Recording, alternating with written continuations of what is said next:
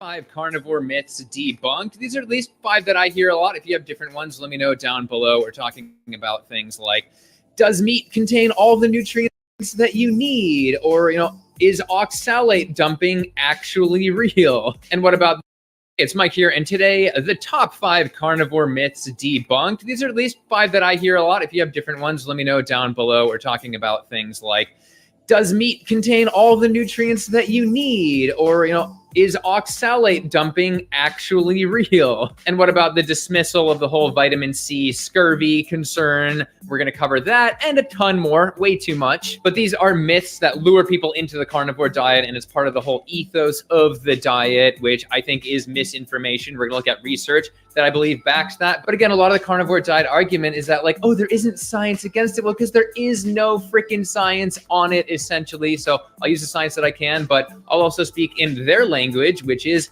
anecdotes, by even looking at a bunch of cases on Reddit. But we do have some case reports as well, which is always good to look at. So let's just get right into it. Myth number 1, meat has all the nutrients that you need. Yes, looking to Chronometer for that classic 2 pounds of steak a day that a lot of people follow on the carnivore diet.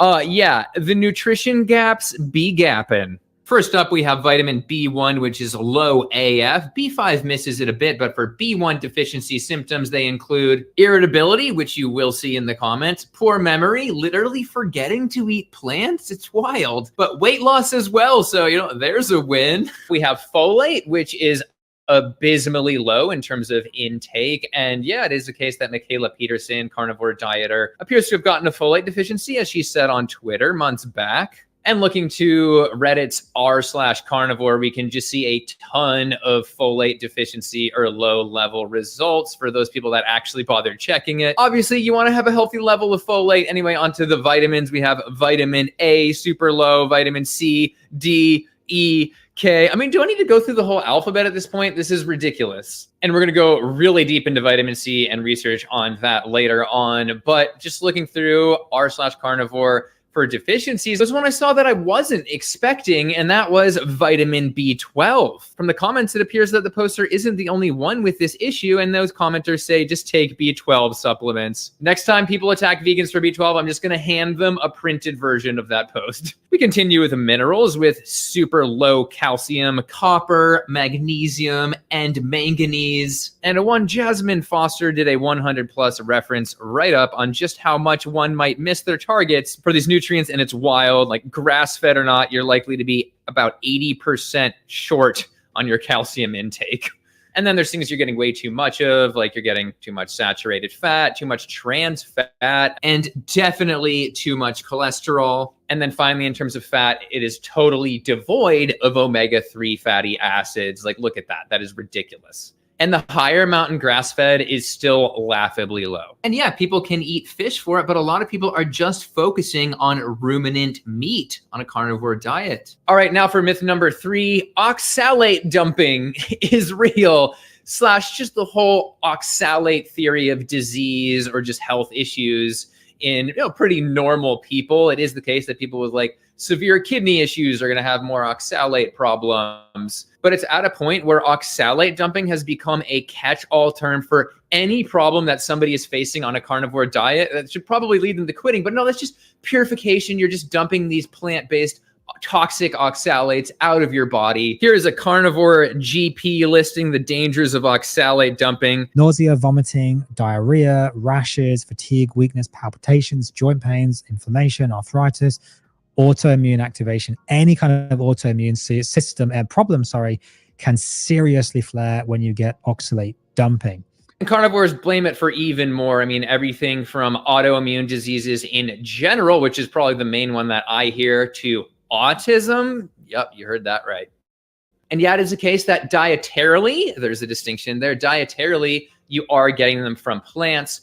But as this study found, cooked vegetable consumption was associated with 75% lower odds of rheumatoid arthritis, which is obviously an autoimmune disease. And they're telling you to stop eating that to fight things like arthritis. And instead, advise meat only when studies like this one show meat consumption linked to twice the arthritis risk. Major credit to Dr. Sarah Ballantyne, who has a PhD in medical biophysics. who did a couple videos on oxalates and a more modern one. Under normal circumstances, the body has mechanisms to maintain oxalate homeostasis, regardless of how much oxalates we ingest. No, she isn't a vegan, if that helps. And she mentions that your body actually makes a ton of its own oxalates. And I would add that means you can never purify, you can never fully dump those oxalates. And to elaborate on her claims, yes, from this study, 60 to 80% of your blood oxalates are made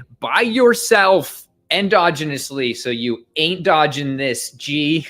Unsubscribe. Or please subscribe and help me get to 400K because I'm like on the brink. Please. On her chart here, she mentions that the amino acid glycine is one of the precursors for endogenously made oxalates. It is the case that vitamin C is also one. I know carnivores are going to be like, huh, yeah, it's all from the vitamin C. Well, hey, let's look at this. In terms of your carnivore diet, meat appears to be the main source of glycine in a normal diet. So when you're eating 2 pounds of that, you're going to be getting about 16 grams of glycine on your 2-pound meat a day diet, yet just probably in the hundreds of milligrams at best of dietary vitamin C from normal natural sources. So which one is your liver going to make more oxalates out of in this context? Well, to further support this, I wish we had some good human studies, but from this rat study where they fed the mice glycine as well as some collagen proteins that have glycine in them. Also, they found unexpectedly high amounts of endogenously formed oxalate in their poop, as well as 90% of these rats developing urinary stones in 38 days. And yeah, that is one of the concerns. There's calcium oxalate kidney stones, which are the most common type. But do you escape this, especially with all that glycine coming through? Well, this Redditor said, I got kidney stones a few weeks into a carnivore diet. The top commenter said, that's oxalate dumping for you. At least another less liked comment admitted to seeing long-term carnivores getting kidney stones. And yes, just to fact check that, from the University of Iowa in my home state here, yeah, stone formation can happen in a matter of weeks. And of course, we're talking about a keto diet here generally for people on a carnivore diet. And we see a lot of kidney stones in the literature there. A lot of times those are uric acid stones because the purines in meat form those. And uric acid is also what causes gout, which is another inflammatory joint issue. You get those crystals in there. Here's another Redditor who actually got gout for the first time in his life, just 4 weeks into his carnivore diet. All right, and now a quick break with today's sponsor, Seeds DS01 Daily Synbiotic, which yes, is a prebiotic and a probiotic together. And it's especially beastly because it's got 53.6 billion active bacterial cell units from 24 different strains, which are scientifically shown to support various areas of health, including gut barrier, gut immunity, digestive health, skin health, heart health, and more. And on the topic of a carnivore diet, I know a lot of people go on a carnivore diet for random like immune issues.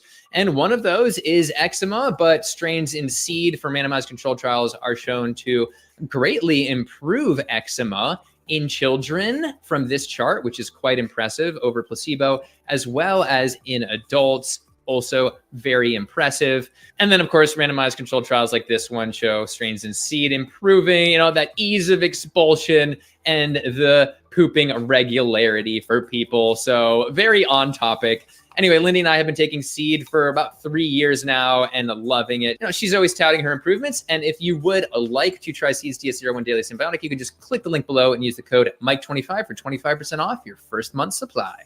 All right. Anyway, on to the next myth. Myth number 3. Electrolyte supplements are normal and all of this is natural. There's this whole narrative here that we are apex predators that are designed to be eating all of this meat all of the time. But then I have to ask, do lions need to take all the electrolyte supplements that these carnivores are constantly taking?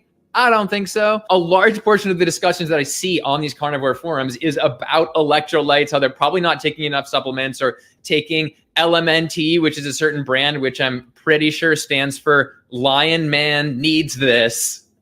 But what's up with this? What's the explanation for why these people need to down these electrolytes all the time just to feel normal? And we'll talk about the symptoms. But here is a carnivore life coach, Kate, 500,000 subscribers on YouTube. Here she is. On any version of a low carbohydrate diet, whether that be a carnivore diet or a keto diet, we need more electrolytes. This is because when insulin levels are low, as they are when you restrict carbohydrates, the kidneys excrete more sodium and this disrupts other electrolyte levels as well. Yeah, the body is so clearly designed to be consuming carbs that when you don't, your insulin level goes so low that you need to like add random minerals in high amounts just to not feel like you're gonna pass out. Yeah, and of course down below she sells some fancy type of salt, but it interestingly doesn't appear that lions need to get sodium from any other source. They're just able to eat meat. Their body is adapted to do that. It might be a little bit of a red flag that these carnivorous animals don't need to be taking large amounts of electrolyte supplements, but yeah. Anyway. And to combine things together here, ironically, as this study found, going back to kidney stones, high meat and higher sodium intake both made kidney stone resistance worse. Yeah, so what's happening if you don't get these electrolytes more specifically? Well, one of those things in the short term, at least, is the keto flu, perhaps other issues in the long term, but from LMNT's website, headaches, fatigue, cramps, and other symptoms of keto flu often follow when we don't get enough of these vital minerals, especially sodium, and as a result, people stagger around in a low-energy, cranky fuzz. The truth is, those who eat a ketogenic, paleo, or low-carb diet simply need more sodium than the general population. I actually know somebody who's on a low-carb diet and passed out, so I just had to look it up, and yeah, the forums have quite a few cases of people just sharing their classic keto passing out stories. Yeah, it's just a rite of passage for some people. And yes, we also see passing out on a carnivore diet specifically. That brings us to another sub-myth that all these weird and nasty symptoms are just, they're not that big of a deal. It's totally healthy. Just last week, I had a subscriber asking me why she was experiencing heart palpitations since switching to carnivore. We realized that her sodium intake was probably lower than it should be. And since making that change, the palpitations have went away. From a carnivore diet coach, heart palpitations, pounding heart, and flutters really are a common side effect of the carnivore diet, but in most cases, it's usually temporary and nothing to worry about. They, of course, say that it could be from a lack of electrolytes. And from this carnivore.diet article approved by Sean Baker, carnivore extraordinaire, in addition to the keto flu, you could see leg cramps, constipation, bad breath, again, heart palpitations, decreased athletic performance, hair loss, and our next one that we're going to get to, high LDL cholesterol, which they, of course, believe is just fine. And I would add on to this by saying the amount of cases of just diarrhea or constipation, it's just a yo-yo that I see on these forums, is nuts. And they're all like, oh, I've had diarrhea for months, but, maybe someday I'll dump enough oxalates to like cure my chronic diseases that you told me I have. The amount of nausea posts I see on forums is actually off the charts. Well, that brings us to myth number 4, which is that high LDL cholesterol, bad cholesterol, is just absolutely fine and healthy. In general, carnivore dieters and experts are either completely dismissing the dangers of LDL or massively downplaying them. I mean, we're talking about people often getting to 200, 300, 400, 500, even 1,000, as we'll discuss in a second, when under 100 is considered conventionally optimal, below 70, even better. And then, of course, having to evolve the argument for this all the time. They have remnant cholesterol as an excuse, which I have a whole video on, and how that is not a valid excuse. I wish I could go into all the detail here again, but it'd be another 10 minutes.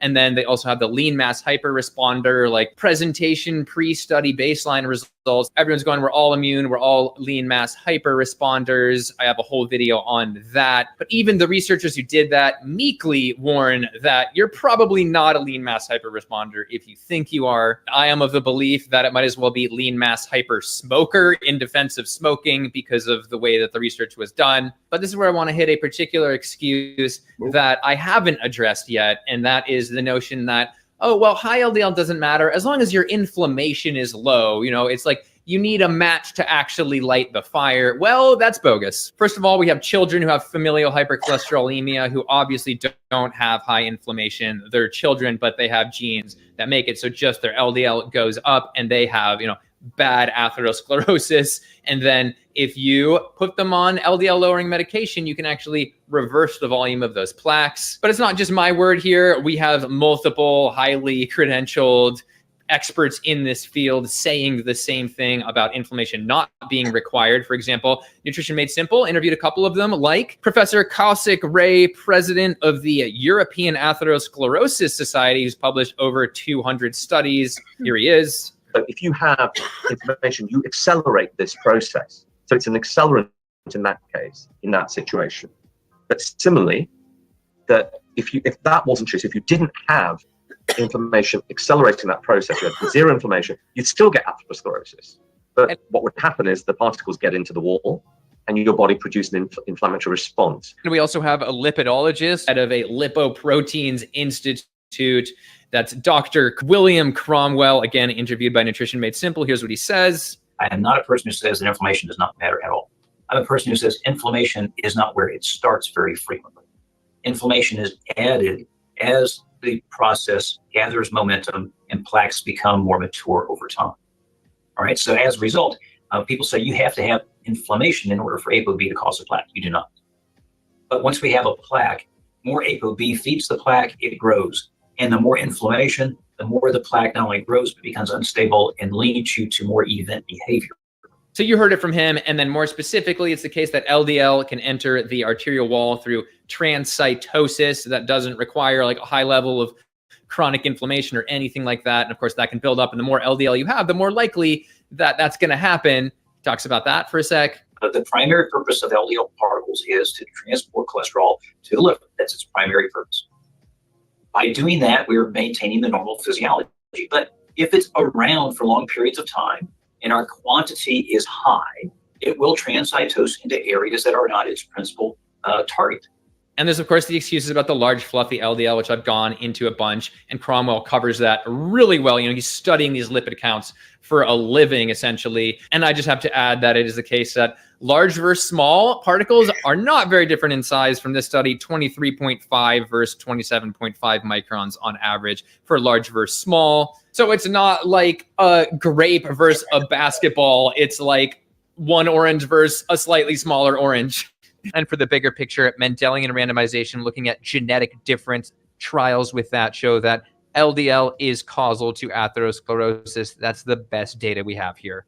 And obviously, a ton of people have had their anecdotal cases of heart issues or cardiovascular issues on a carnivore diet, which have pretty much all been dismissed. But thankfully, that beauty YouTuber who I did a video on before they had a stroke has now gone to a plant-based diet with the help of Esselstyn, to try and fight it, despite originally convincing herself that it had nothing to do with the carnivore diet. But it is wild to see how the community responds. I mean, here's a guy essentially describing the symptoms of a heart attack. He even took enough electrolytes, and people are like, oh, that's from what you ate before your carnivore diet. And then we also have this person saying, whenever they add fatty meals as they're transitioning to carnivore, they get chest pain.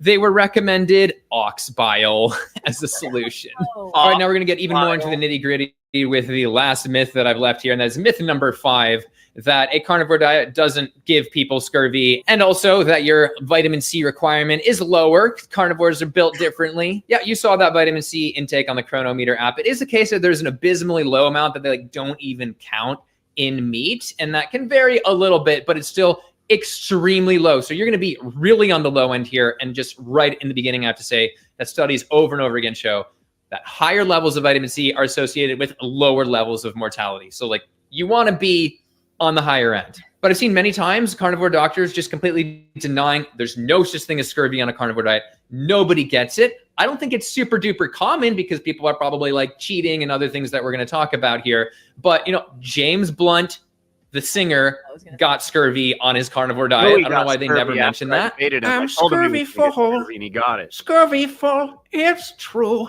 But there are also some other cases in the literature here that I have not mentioned on this channel. So let's look to this case report. We have a young person out of Dubai eating an exclusively meat-based diet. Ironically, not just being anemic, but having straight up scurvy with skeletal issues. And the next one is easily my favorite title of like any study I've read in a long time.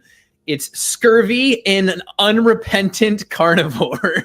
It's a 54-year-old Appalachian dude who ate essentially mostly canned beef for his diet. Wasn't looking good for him. He had like a 4x2 centimeter sack of dark bloody fluid drained. He was then given vitamin C pills, but after running out of those and getting other health issues, he sought medical attention and admitted that his diet was still limited to canned beef. They go as far as to say that like a diagnosis of scurvy can be made with not just symptoms, but also a diet that is devoid of fruits and vegetables together. Yeah. And while I am stretching here a little bit, it is the case that there are quite a few scurvy symptoms on these carnivore forums like this one talking about keratosis pilaris, which is pretty common, but at least somebody recommended vitamin C, which I thought was interesting in the comments. Of course, you can get vitamin C from organ meats, but That's just going to make you sick in another way because it's disgusting. So what do people use to dismiss this? Well, a lot of it has to do with claims by Dr. Chafee, for example, this carnivore doctor who is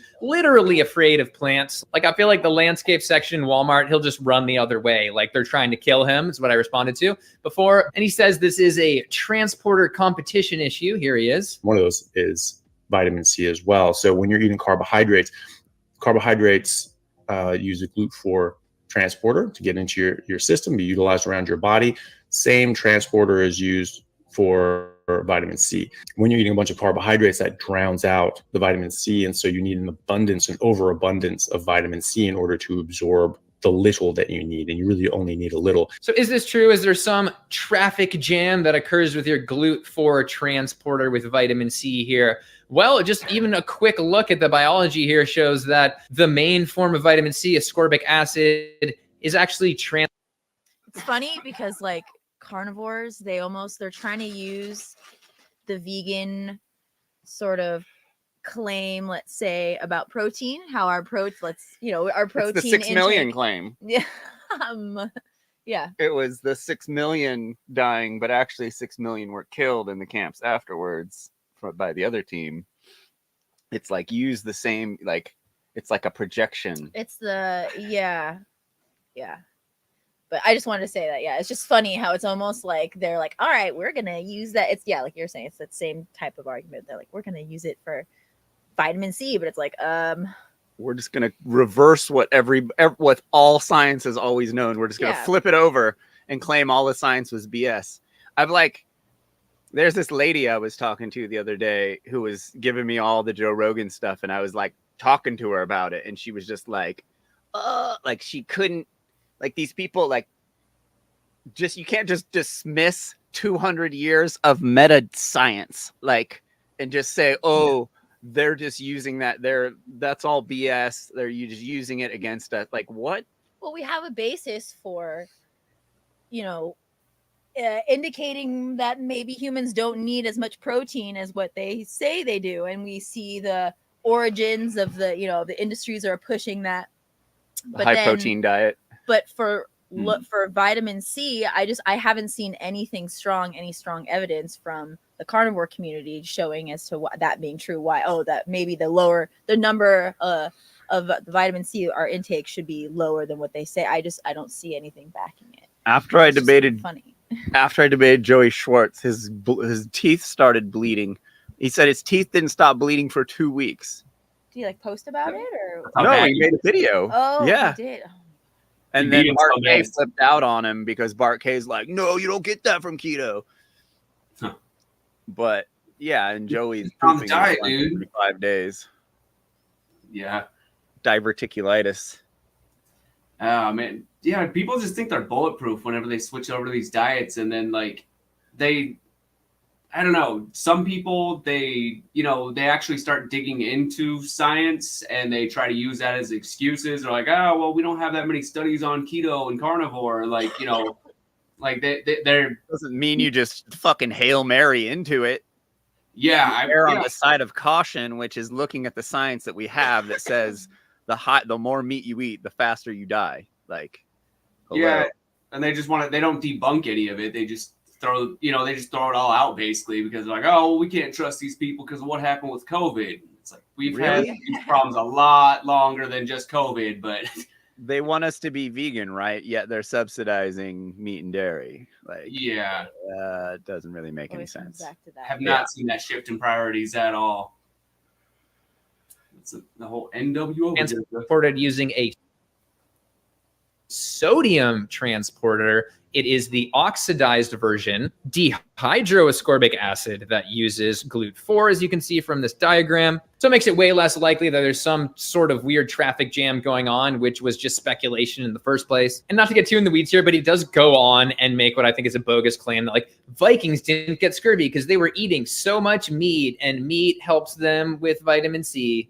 And look at the Vikings and things like that. They sailed all over the world. They sailed to the New World, and they were not bringing a bunch of lemons and limes. They had packed barrels full of salted meat, right? They didn't get scurvy. But yeah, from this actually published paper, there is an Old Norwegian name for scurvy, Yeah. Skirbjugr, which was first used in a Viking saga 1,000 years ago, and that the Old Norse population actually knew about how.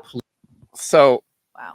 the reason why pirates like are missing teeth and look all effed up is because of scurvy. Like it's literally ingrained into what your stereotypical pirate looks like. It's because they lose their teeth from scurvy. Like all pirates are missing teeth. Like yet they didn't get scurvy and they weren't losing their teeth from scurvy. Well, that's like the Eskimos. Oh, the Eskimos actually lived a really long time, were super healthy and only ate meat. And it's like, well, let's look into that. No, they're at least for like, especially like heart disease, their outcomes are just, they're similar to Western diets. But yeah, it's that same misconception that just gets repeated over and over.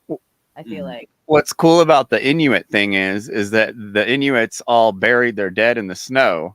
So you have 2,000-year-old dead Inuits that are preserved completely, and they recently did a bunch of autopsies, and they're rife with all of these diseases, and they all died at like 50 or 45 or something like that.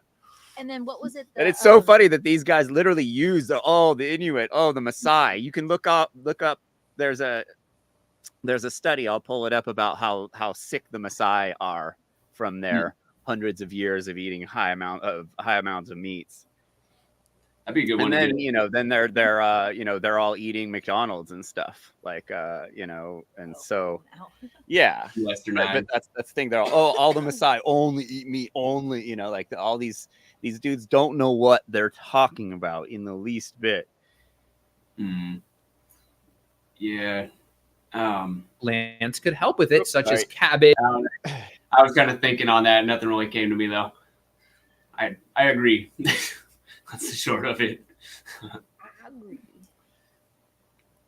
Which many people, historians I've read, say they just put cabbage on the ship too. And yeah, this is showing up on these Reddit forums with one post about their vitamin C deficiency in blood results, despite even eating liver for vitamin C. And the number one comment was that blood tests don't reflect tissue levels. And I should add that just in addition to that way lower mortality risk with higher vitamin C, low levels of vitamin C can have other symptoms that are notable, like leading to lower immune function, which we've seen bad results with that with COVID on low carb diets. This can occur after many weeks of deficient intake. But it's funny, this carnivore site was like putting the amount of vitamin C in meat up against the percent that you would need to prevent scurvy. And even though in the beginning of the article, they said that you can eat enough to prevent scurvy, they're still landing at like 15 to 25% of what you would need. Like that's the goal that they have. It's like 1/9 as much as you need for your RDA. So in the end, while we covered some of these myths, I still feel like we're at the tip of the iceberg here. We didn't even touch on things like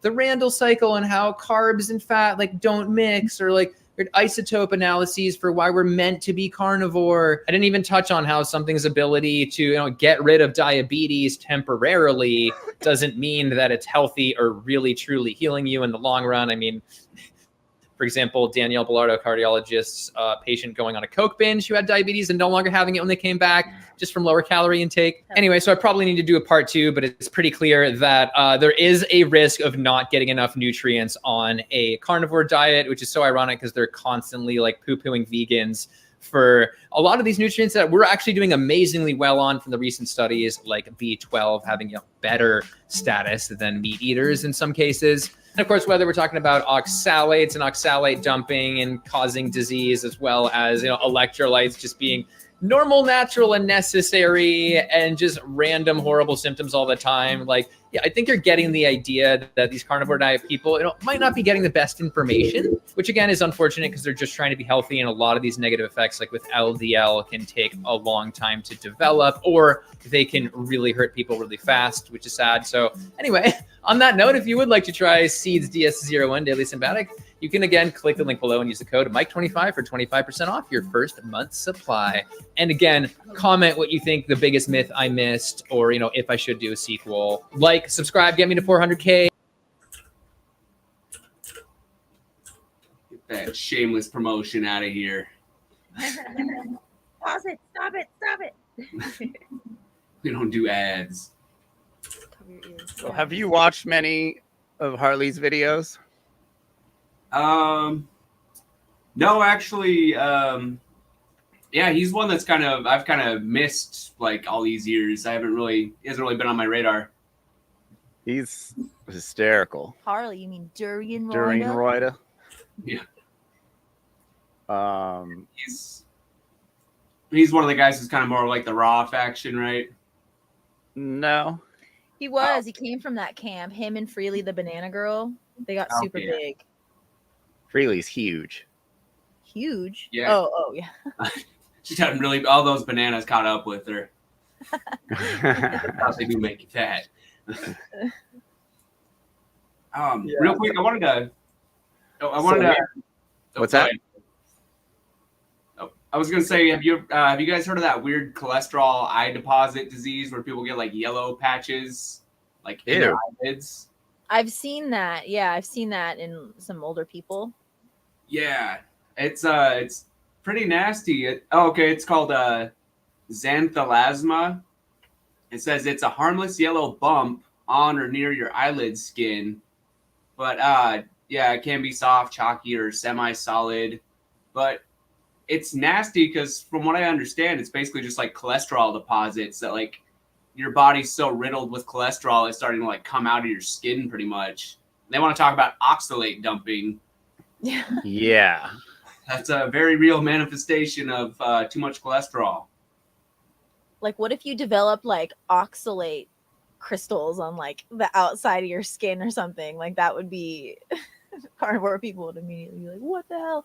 But yeah, apparently, like, also like some people, they say it can be more genetically predisposed to them, but still it's like, okay, they're probably eating a high. I know the people that I've seen, and then kidney problems. They eat a high animal product, animal fat diet, high cholesterol diet, and kidney problems. But, and that kind of seems like it goes into the whole thing where people would argue like the blood type diet. Oh gosh, like that. I feel like that's kind of resurging because that was really popular. I feel like maybe 3 or 4 years ago, but the last I was on Facebook, it started popping up a lot where people would just in the comments, whatever random post, and they're like, "Oh, well, that can work for you maybe if you're this blood type, but I'm this, so therefore I have to eat." That's BS. Animal products, but I hear it quite often. And it was funny actually. Someone was trying to use the evidence of a blood type diet. I'm like, okay, like what there? I don't see any evidence, and they sent me. Their evidence was the URL for the guy, I forget his name, who pushes the blood type diet. I'm like, you're going to really send me a link of a supplement salesman as evidence for this diet? And he's like, supplement salesman, what are you talking about? He's a doctor and he doesn't sell supplements, blah, blah, blah. So I go and I take a screenshot of the menu bar, the top thing. It's like about supplement or like shop. Click on shop, and I just take the screenshot perfectly about laid out. I was like, okay, bro, like it's not even like I'm trying to like wasn't being adversarial. It's like, hey, like this is not like this is really, really sketchy. Like you are following people who are essentially grifters. Like I'm sorry, and you're vouching for them. That's the sketchiest shit. That's why I was talking to this lady. I'm a lady. You're regurgitating this nonsense Joe Rogan, no non-science backed and using all this like, every study has been controlled by the government and they're showing us all these studies to get us to become vegan. Like, are you insane? Like they want us sick from eating all this meat to go through the hospital system. Like vegans aren't in the hospital system for the most part, like they're not the ones having heart attacks. We're not seeing a disproportionate amount of plant-based eaters in the ER and in the hospitals. I mean, it's which you do with animal-based dieters. Yes, it's absolutely hilarious. And then like these fools take pictures of sometimes what they eat, and you're just like, oh, so you're not carnivore at all. Like you aren't even close. And they're like, high animal. This was from a long time ago or something, like or it's what? A treat. I treat myself to a milkshake every Saturday. One of my biggest trolls, he like posted he had just left Trader Joe's and he just took a picture of the top of his basket, and I see bread, and I'm like, what? What is that? That's not your cheeseburger with no bun diet.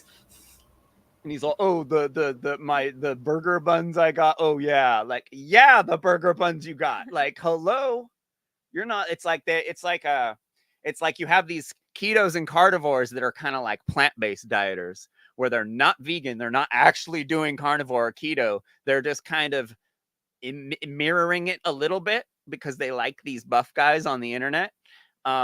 So it's like they're these half-ass, and I guarantee it's like 98% of these dudes half-ass this stuff. Like once a week they buy a big grass-fed steak, and they're like, yeah. Like, I'm gonna eat this today and a little bit in the morning, and that means I ate meat grass-fed all week, bro. Yeah. Yeah. Space it out throughout the week. Justify And that so, price. yeah, and then you got Rogan up there, who these guys are all trying to emulate, and he's eating McDonald's on a show like every other show. Like they run McDonald's ads on Joe Rogan's show. Like literally, he's up there. Well, Did you see the video of him eating a pizza with Elon Musk? The alien pizza. The most disgusting thing I've ever seen in my life.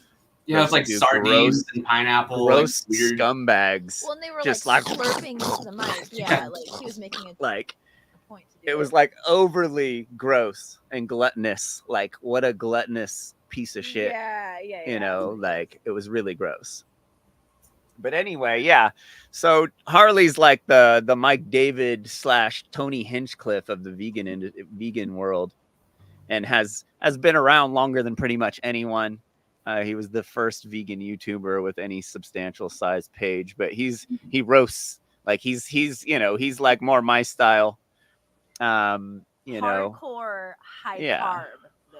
Hardcore high carb. Yeah. Beast athlete, like hybrid athlete, runner, cyclist. He can pretty much, he'll publicly do cycles of steroids for a while and then get off of them and show the difference and show how much he slows down actually by doing steroids. It's just like he debunks, he calls out a lot of influencers for being on roids, basically, that say they peddle their supplements and the carnivore diet as the Natty. He started Natty or Not, results. basically. He started Natty or Not videos that millions of people do Natty or Not videos, but Harley was like the first guy doing them.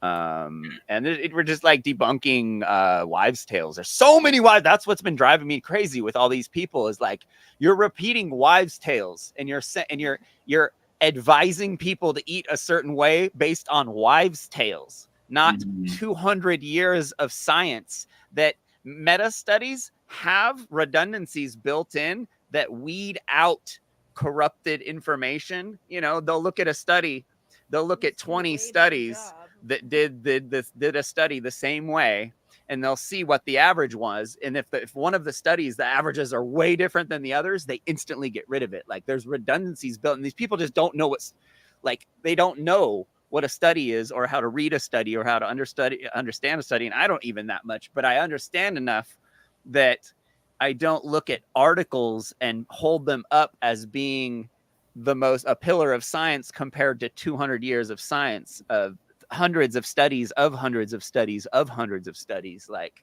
it's absolutely ridiculous. Well, where do people think these like carnivore and keto doctors, like where do they think they're getting their information? Do they think chiropractors, bro? They're chiropractors. Yeah, that too. And I mean the ones when they want to seem like they're credible, like the one guy's been having to Baker's been having to like backpedal all year. Yeah. So, that's just all funny. We're just making fun of vegans, like it's don't actually eat that way, like he's totally backpedaling now. It's satire, bro. It's just satire. It's satire. The two, like the most, I guess, solid, quote unquote, but not so solid. The most two studies that have been brought up by the carnivores have been the epilepsy one, or no, sorry, I think that was with keto. Ketogenic diet possibly helping people with severe epilepsy, and then it was like deep sea divers or something, like the keto diet may like being in ketosis may help deep sea divers like I think like regulate oxygen in their body or something heat, like that. Heat probably. Something, but there was like two. Or when they're coming like, up, when they're surfacing. What was that? Like when they're surfacing, when they're coming up. What that one? Perhaps, yeah. Like maybe I think like pressure regulation or something. Yeah, that could be. Yeah, but it was just two very bogus specific, stories. Yeah. Well, very specific situations where it's like, okay, let's should just take everyone these... should eat like these deep sea divers because of how people have the deep sea diver diet. Yeah, should they be eating like that every day or just make perhaps let's just take these studies? Okay, yes, it's 100% true. Being in ketosis makes it so you're a better deep sea diver. Should they be doing it only maybe on the days they're going to be deep sea diving and not every day? Like it's just they take the implications from these specific situations and stretch it really, really far. And that's the best that I've seen as far as like concrete scientific data, at least for keto. Yeah. Those two things. It's like the same, it's like the whole like every person that is trying to work out should be eating a bodybuilder's like just endless protein, like just protein. It's super crazy because you don't need, I mean, we've already covered protein and how much you actually need versus how much people have been brainwashed by the meat and dairy industry to have this high protein diet. Like I remember growing up, there was no talk of protein in the late 80s, early 90s. It wasn't until a certain point that I started seeing like ads for protein. Cause I remember being like, what's protein like? And like, like that being one of the first like big things they started pushing, which, okay, yeah, people should get protein, but holy crap, should it be the main ingredient you eat for? Probably not. And that's how I remember like, like you get in my, I just need protein. Just look through food. Oh, what has the most protein? What has the most protein? And just eat that way, which is just yikes. But let's watch some Harley. Okay, so I've got requested to do a video response to my bro Sean Sacco. Is in South Africa. Almost said South Australia. Almost the same thing. SASA. And this is Sean Sacco. And I'm just going to pause the video and just offer my comments and criticisms. And I am concerned for Sean. He's bought into this sugar's bad, sugar stored as fat, which is scientifically impossible. Sugar stored as muscle glycogen, excess sugars peed out or burnt off via dietary thermogenesis. That's why I'm so lean, despite having a spinal cord injury that's prevented me from training properly the last 3 years. I'm still lean. And I'm still smashing in the sugary foods with reckless abandon every single meal. Now compare my lifestyle and diet and how lean I stay easily, effortlessly, even on D-Bol and Tren and Test. All right, I'm still got a lean face versus bloated out. Let's see what Sean does and see what lifestyle you prefer to do. Right, the sweet lifestyle or the blood, cat food, dog food lifestyle. But yeah, again, Sean, take care, mate. You're having too many crashes. Anyway, let's get to the video.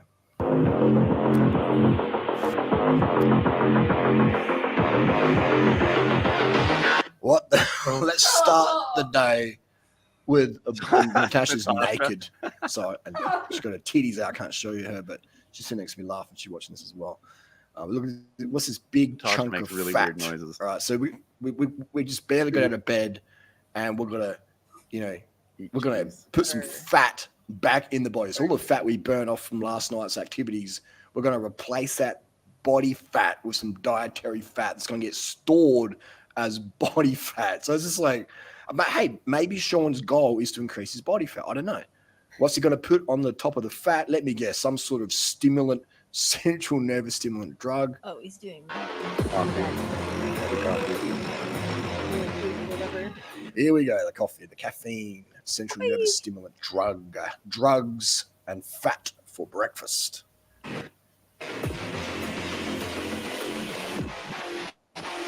Now, I'm not against drugs as such, just context there, but drugs for breakfast. Come on, man.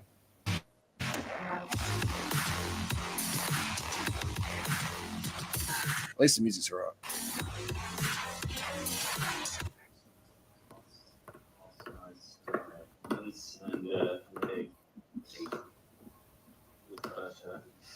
Is that dog food or what? Hey, meat, eggs, and butter. Like, my cats would love this, man. He's gonna have that for breakfast. Imagine starting on a hot day on a hot ride with that in your gut, just sitting like a brick. Oh my god, that that gonna dog. burn off now. Yeah. I will show you what happens to it. Diving for it. Attacks all of them. It just doesn't look appetizing to me. I'm sorry. Even if it was vegan, I'd be like, what is that? Yeah. This is, Ah, More fat. Is that mayo? Sour cream? Oh. Yeah. Can you imagine what his shit smells like? Yeah. Yeah. You can tell, like, hang on. more? He's got to be trolling. No. I used to like my sour cream on Mexican food, but that's insane. That's obscene. If you tried sour cream now, you'd throw up.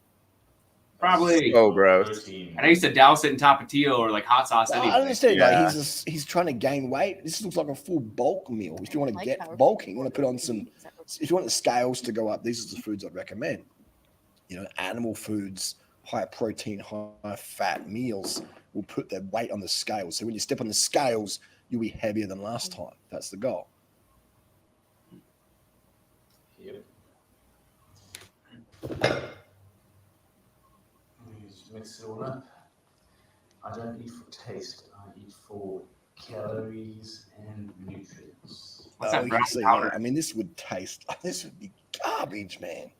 Well, I'm a pretty basic eater. My food's got to taste good. There's no way this is enjoyable food. He's saying he's eating for calories. I get that. Nutrition, yeah, I get that. But like, where's the carbs, bro? Like, how you gonna fuel your brain, your glucose needs with this meal, which is pretty much devoid of any glucose, sucrose, or fructose? Pretty much. There might be a bit of lactose in the yogurt there, but otherwise, it's gonna be pretty devoid of sugars, isn't it? Sugars that are needed for essential brain function. White yogurt on meat? Good old fashioned. Greek style. Yeah, he looked thrilled. He looks fucking So anytime thrilled. he's excited, really, is when he's getting some True drugs in his carnivore. system. That's sad. That's sad. Yeah. Alpha Yogurt, predator. Yeah. He Yogurt, looks ground beef, tired, man. protein powder. Tired. Obviously, it's the first in the morning, but it's still, he looks tired, and that's why I feel sorry for these guys. You know, like. Good morning. And bon appetit. Leave time behind. Mm. He's not enjoying that at No. all, man. A heart attack is a quick way to leave time behind. Oh, what is that? Oh, Salt. How come you gotta Oh, put vegan man. food on your meat to make it taste What better? is that? A little bit of variety. Oh. Himalayan pink salt looks like. For me, Make it palatable. it's important. I can smell the stench from here. Yeah, it's kind of like a secret weapon. Oh, But this is what I do. Not What is that to be stench? what you Oh. do. I thought it was bubbling for a second. Ah, gross. What have you created? more coffee? More Bear coffee. in mind, it's gonna be a number two. No, he's had 2 coffees already. 200 milligrams of caffeine drugs before he's even left. 200 milligrams. Did he put butter in the Keurig? Jesus Christ, what's happened to? I'm concerned. I think he just for in his mug adrenal and like health. pour the coffee over it. I do like to take some. Yeah, I mean, how's it coming out creamy? Weird. Yeah. Yeah. Some of Fish my oil? sort of primary number one Omegas? supplements. Even with 2 coffees in his bloodstream, he still sounds so tired. If I had 200 milligrams in my caffeine, you'd be like, dude, shut up. You're going too hypo. Because my adrenal system's still functioning very high level.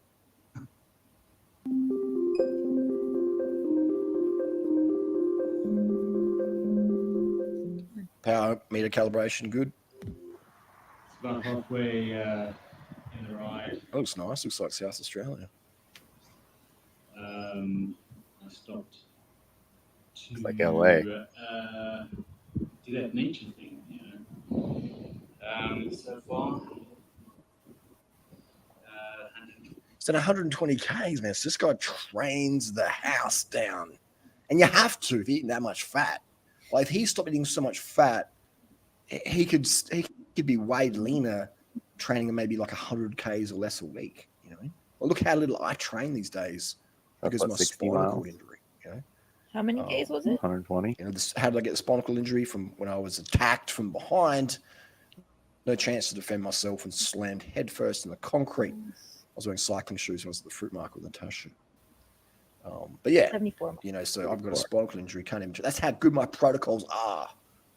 Devastatingly effective. Which is a big ride. I'm 6 foot tall, lean. I look like a professional kickboxer. Not the biggest. And when I'm big. full natty bra, I look like a professional runner, professional cyclist, regardless how much I train. That's how good my protocols are. Nothing comes close. 20 clicks, 32.1 average, and Zooming along, so he's like, yeah, this is yeah. 1,000. So he's not just riding, man. He is pushing, which I'm very skeptical that he can push those sort of average speeds for 120 Ks in ketosis. I call bullshit there. Anyway, you know what I mean? But hey, people In the sugar. make all sorts of claims and Right. things Yeah. out. And we wouldn't be making this video if he There's was no eating, way. you know, a normal Yeah, athlete diet. We're making this video because people say, is this even possible? It's not possible. This is bullshit. So those types of numbers, for him to go out on his bike and just drink water, it's absolutely impossible.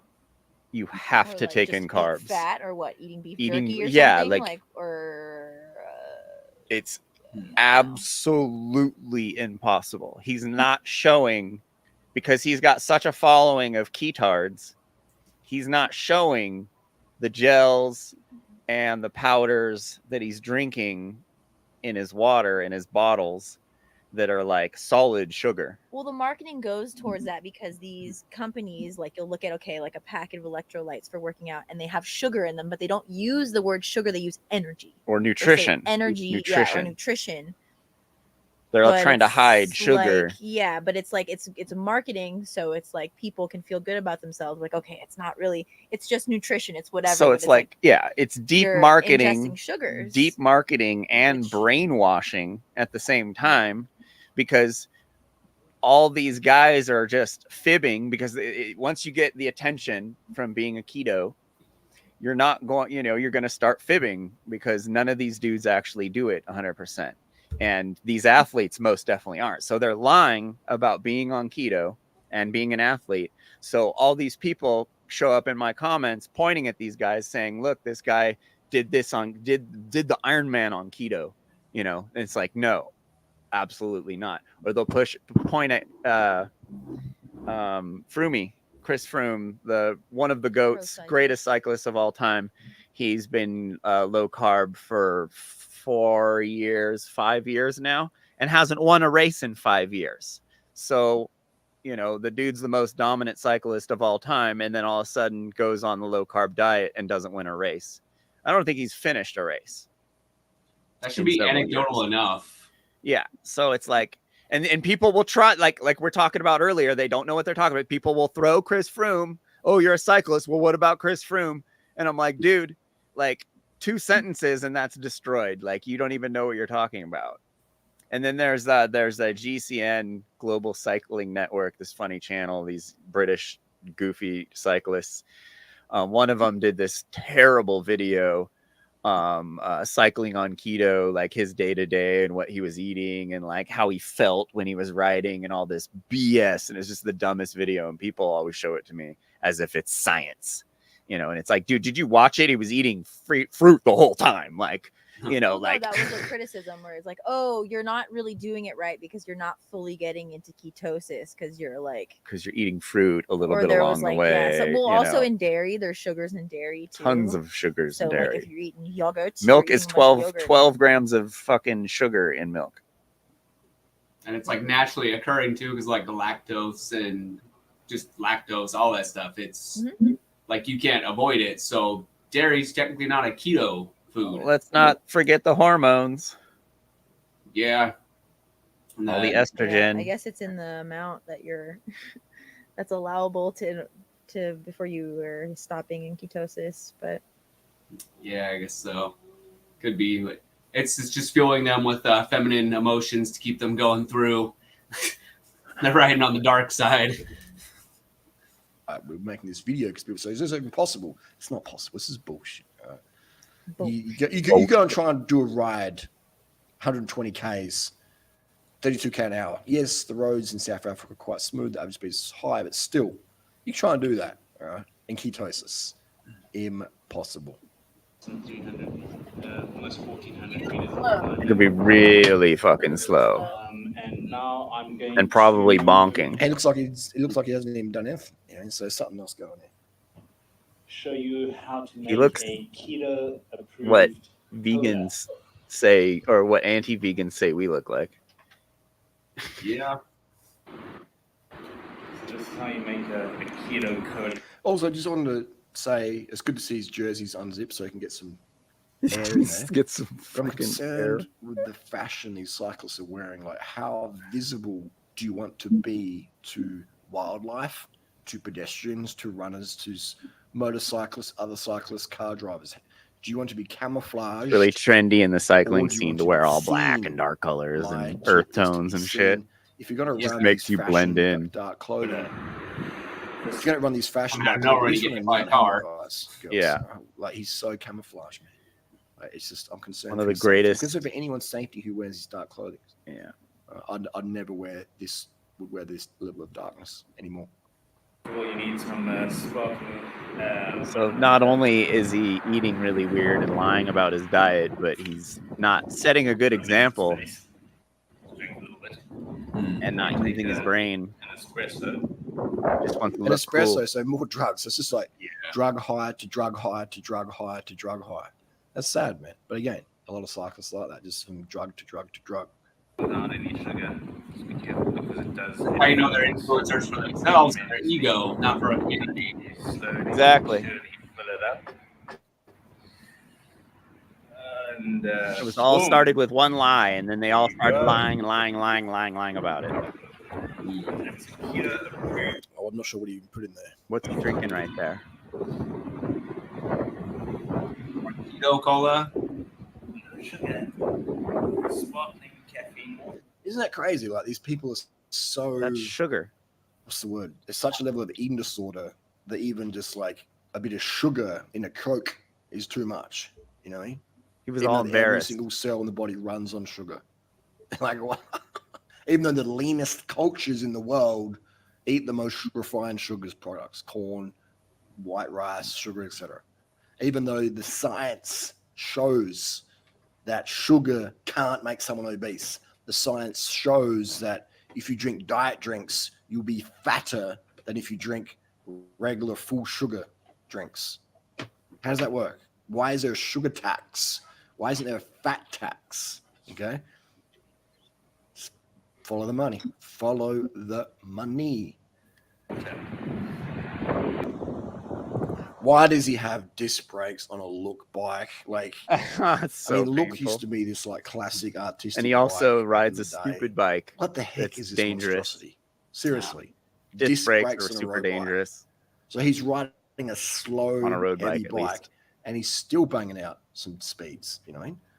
So it's like, imagine him on a fast bike on carbohydrate.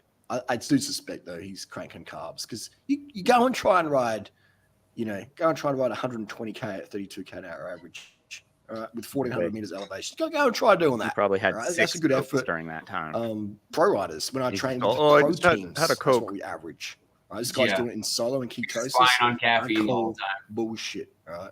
So he's Caffeine doing and world sugar. tour speeds, training speeds that I do with Quickstep, when I ride with UAE, when I ride with, Team Sky, Team Ineos, etc. They're the average speeds that we do with that sort of elevation gain in a group.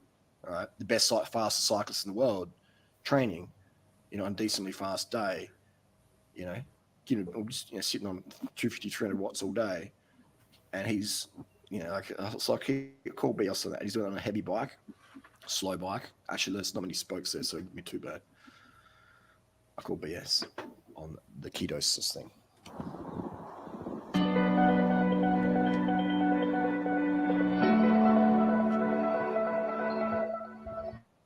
Also, dude, cut that stem down.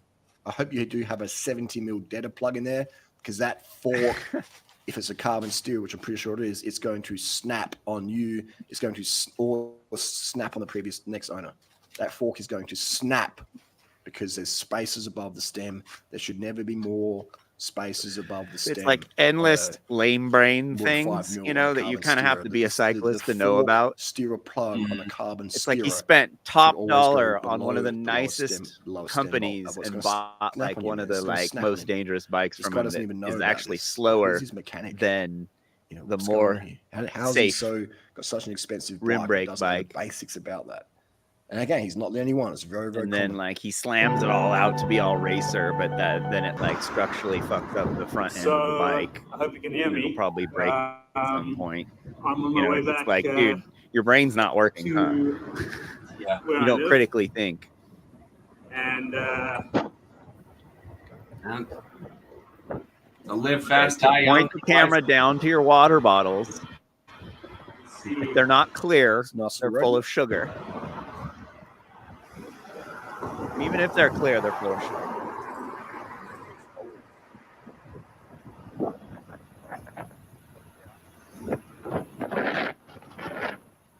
it's kind of windy. In fact, it's very windy. But yeah, I'm absolutely in love with these wheels.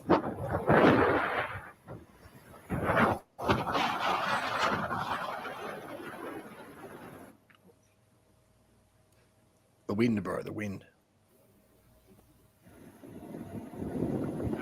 Joey dear, holy crap.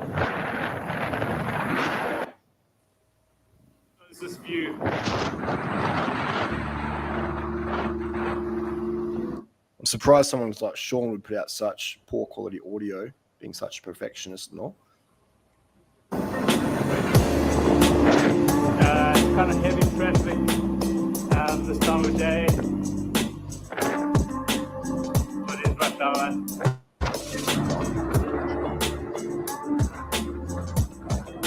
Almost all cyclists look the same, kind of. It's kind of funny.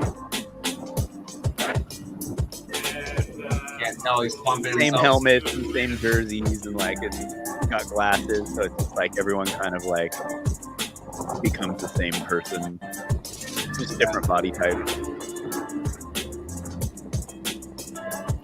That whole meme about just when the world thought cyclists couldn't get any more annoying, there's a vegan cyclist. And it's like, well, now we got the keto cyclists. It's no keto cyclist, dude. It's yeah. At least they shouldn't be if they care about that. If they care about living.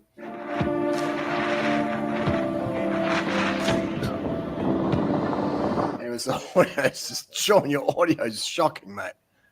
That's shit, but your audio is shocking, mate. It's getting bad here. Anyway, let's go back here. It's just music stuff. But anyway, that's the deal.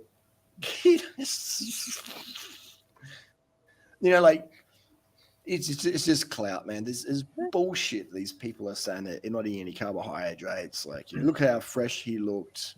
He says, it doesn't all add up. All right, you try and do that. But but then again, he has a lot of crashes as well. So it's like maybe he's trying to do keto here and there.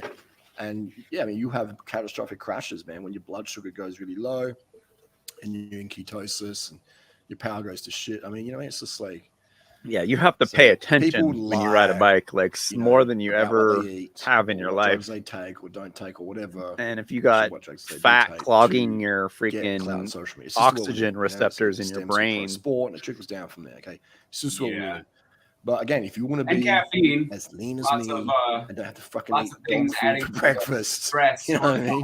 Like, imagine going to a restaurant ordering that. What's that? I said, and the caffeine doesn't help because you're like adding to that cholesterol. I mean, to that what do you call it? Cortisol. Like you're stressing your brain out, and you can't even think properly.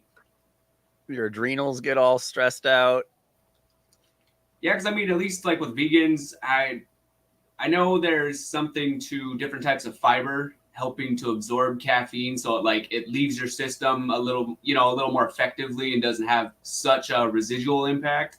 But if you're just eating meat, you have nothing absorbing it, like just all meat, dairy, and whatever else. You're pretty much just running on acid, like protein, fat, and like caffeine. Like you have to be super stressed out. Yeah. And then sugar eliminates cortisol from the body. Lowers. Yeah, so these people are not only giving themselves like mental health disorders, but also like eating disorders. Like they're gonna have a lot of therapy necessary after they come out of this delusion. Yeah, it's like they're doubling down on the opposite of what you should do, and it's just to be like edgy and to be lazy among all things. To be lazy, it justifies their gluttonous diet. And then when you get a bunch of people doing it at the same time, then they're all reaffirming each other that it's okay, and they're lying to each other about all these science facts that they don't have. And it's just and then you got videos like that one video, the guy like almost in tears talking about going to the doctor, and his doctor's like, you're about to have a heart attack, dude. And then like people are tearing him apart in the comments like, no, just keep doing it, dude.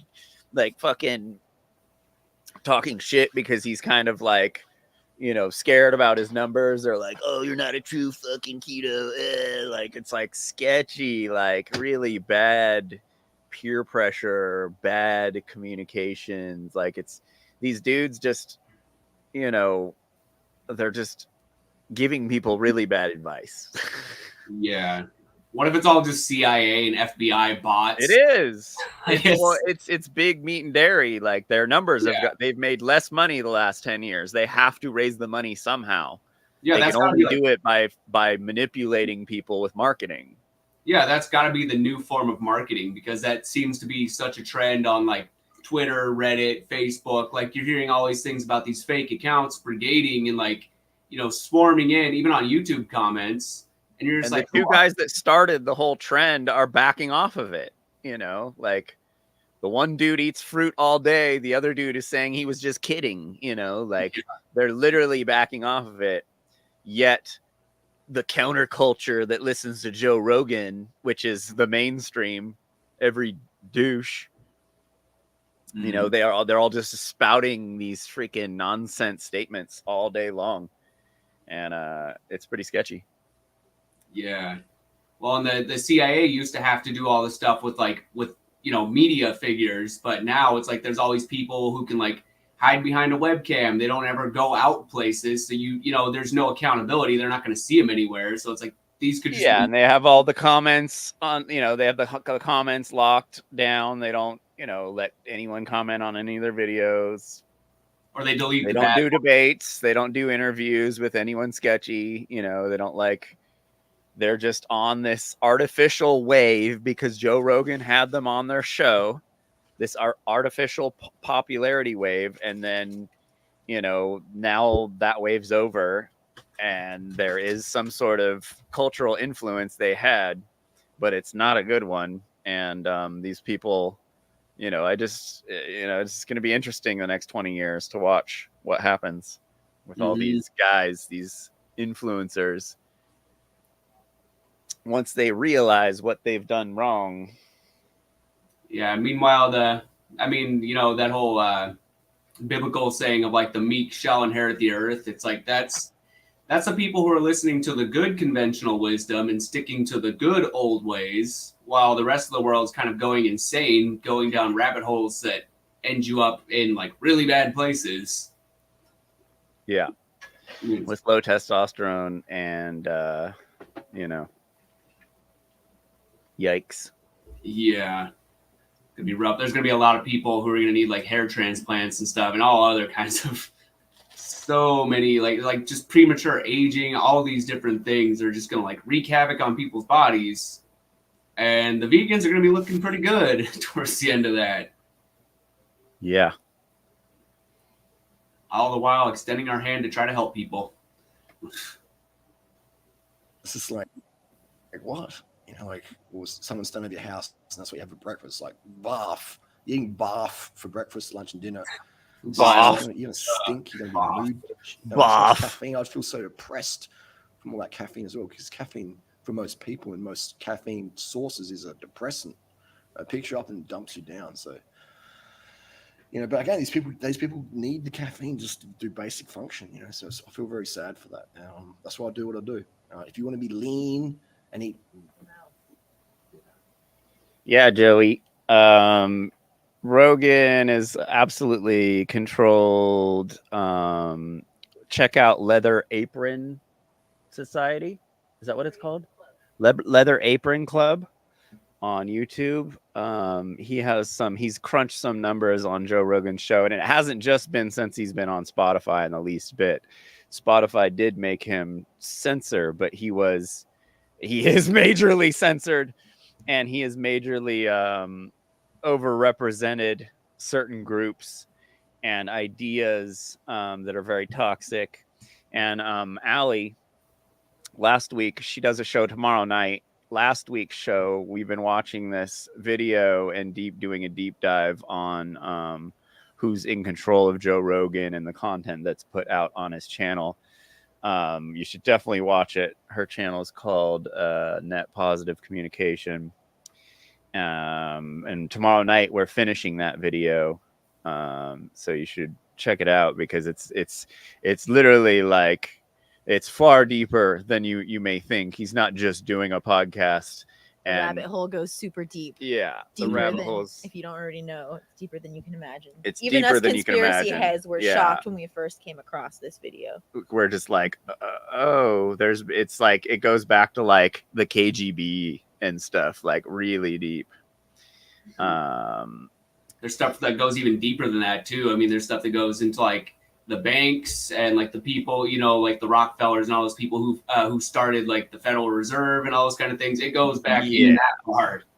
Yeah, and I mean, you think like Rogan's underground, he's mainstream these days, like for sure. Like, so it's, you know, and there's a lot of the dudes, a lot of the products he's connected to, you know, and it's not like just him. it's him not and just him. His big major. I mean, even Fleshlight. Yeah, even Fleshlight, sketchy as hell. Yeah, like really weird old Illuminati money stuff.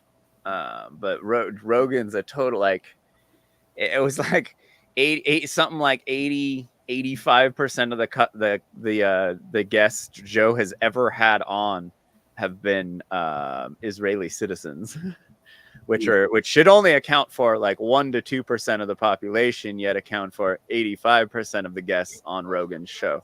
Disproportionately represented in the least bit. And you know, if you think of the people that Joe hasn't had on in the last decade, it's kind of like mind-boggling. And then he's just always got these old dudes that when you start digging, you're like, whoa, dude, why is, you know? And then, like, I don't know, Joe's the worst. He flip-flops. He's, you know, he used to be a bleeding heart lib. Now he's conservative because he moved to Texas. And, you know, it's just like anyone he has on, he flips flops.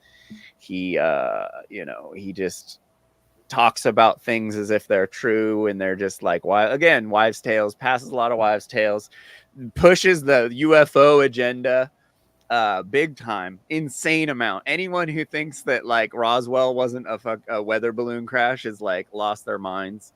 The whole, from going to being one of the like most famous conspiracy heads in the world to the most mainstream of all, you know, like he's completely recanted everything he used to say, and now he just pushes all the mainstream, you know, space is real, NASA's real, SpaceX is real, you know, and SpaceX, you know, Joe Rogan's sponsored by SpaceX, and SpaceX is sponsored by Joe Rogan. They're both the same thing.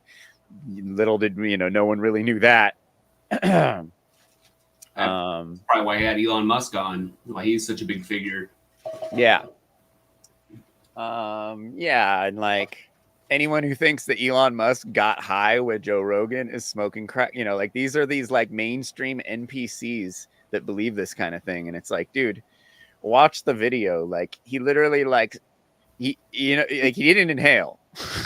Yeah, it just in the least bit. And yeah, then he like was waiting for like something to hit him, like a truck. Like obviously the dude's never done anything in his life. Like he was all like, ooh, like shrugged his shoulders because like he didn't immediately have a hallucinogenic event. Basically, like the people, like it's so weird. Even Jerem loves Rogan. Like it's like these smart people, and you're just like, you can't connect these dots that this is major brainwashing going on, and it's not for the better of everyone. Like it's wild. And it's like these main guys, these main dudes pushing this stuff can't even keep it up because they're being paid they get paid, oh, push this idea, push the big meat thing, push the big dairy thing. And then after a while they're like, okay, well, you know, either A, the money's gone, or B, they're getting sick of it because it's not something they really wanted to be doing, but they're being paid to do. That's why these guys are backing off. Oh, I don't want to die, you know, knowing I left bad information out there and gave people, you know, like misled them health-wise that made them lower their lives. Like that's like bad karma, you know. So these dudes are like backing off. Oh no, you should eat mangoes and honey and stuff like that. And you know, it's like, whoa, hold on, you know, like your entire body of content was against that. Now you're changing. Joey Schwartz, you know, like I pointed that shit out to him. It's all, dude, you know, you say you're a journalist. What?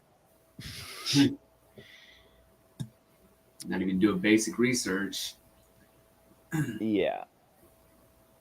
And now he thinks he's figured out something that's better than Carnivore too. Oh, what?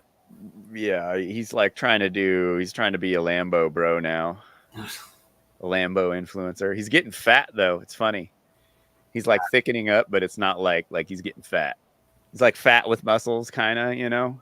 Yeah, it's more that puffy, husky kind of thing. Yeah.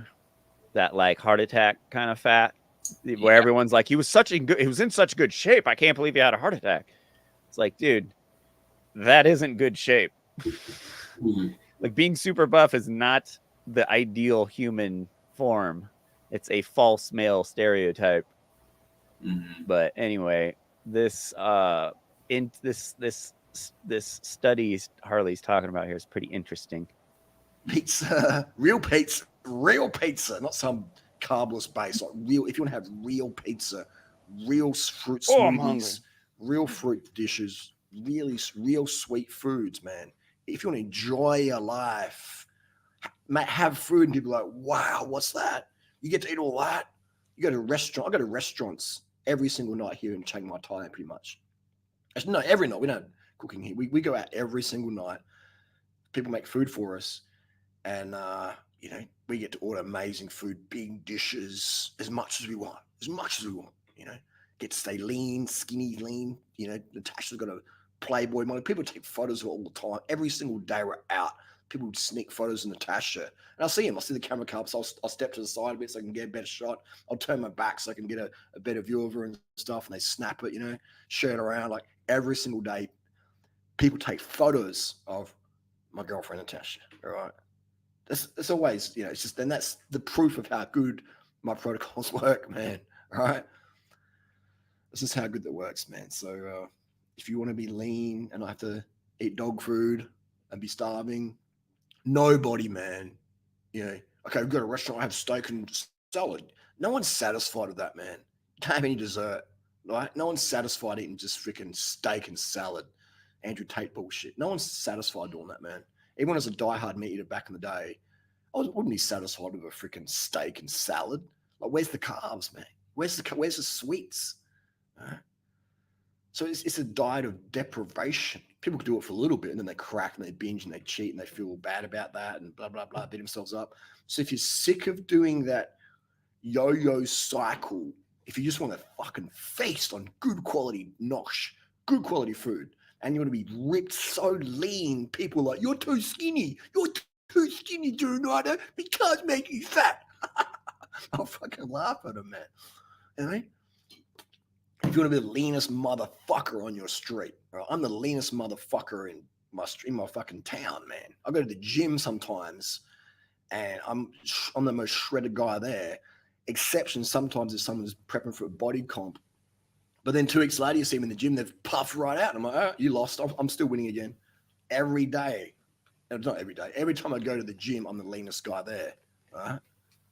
And I see it, man. And I've been going there for almost a year, on and off. I generally just go there to sit on my phone, do some work, change the scenery, and talk to people. And I see it, man. And I'm just thinking, fuck, man, I feel sad. And the people in there who are almost as lean as me, they look fucking miserable. They're jacked on stims. They look all serious. Look like they're about to punch someone out or punch themselves out. They're hating life, man. But you look lean. Who cares how you look if you feel like shit? I want to feel good, man. Looking good's a bonus. Like looking lean and fit, looking like a professional kickboxer or a professional cyclist or runner or a ballerina or whatever, that's a bonus. I want to feel good, first of all. I want to have good health. I want to feel fucking good now. I don't want to wait to feel good. I want to feel good instantly. That's what I do. Anyway, Sean, I'm not sure what you're really doing behind the scenes, but you are having a lot of crashes. And so that's for those times where you're trying to do keto diet. Dude, don't do that. Wear some neon kit, carb the fuck up, stay safe, and get a better mic and keep cranking out the content.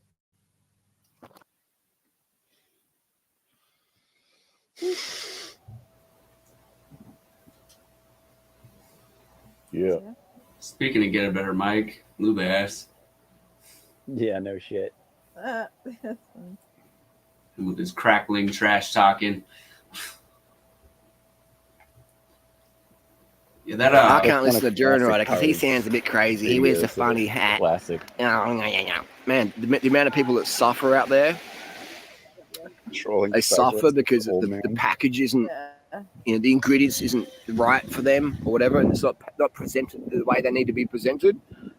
Put your ego in your pocket. Take fucking action, man.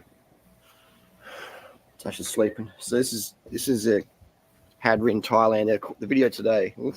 Just check this out. This is purslane, very very high in omega-3s DHA. This is Hadrian Beach here.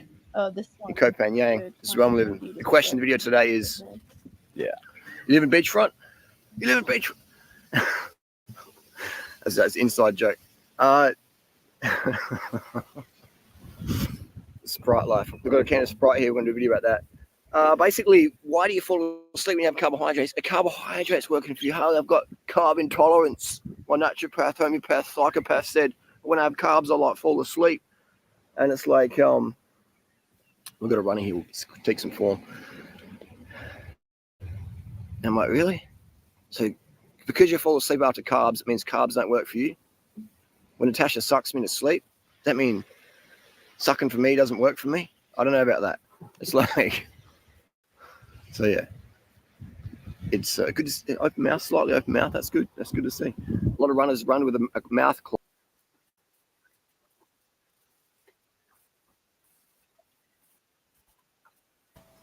Don't mind me eating a Cliff Bar.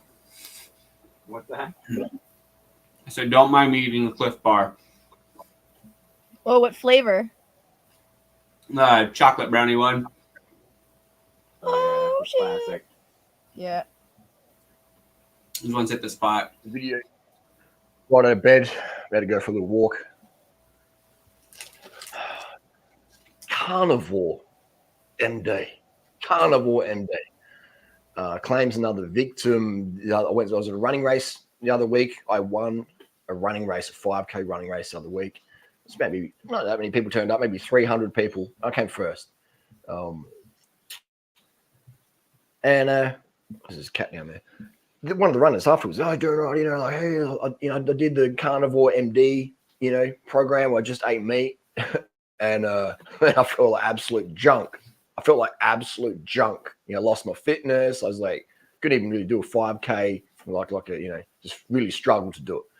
When before 5Ks, no worries. Blah blah blah. Just the usual, fatigue and constipation and keto crotch and all that stuff.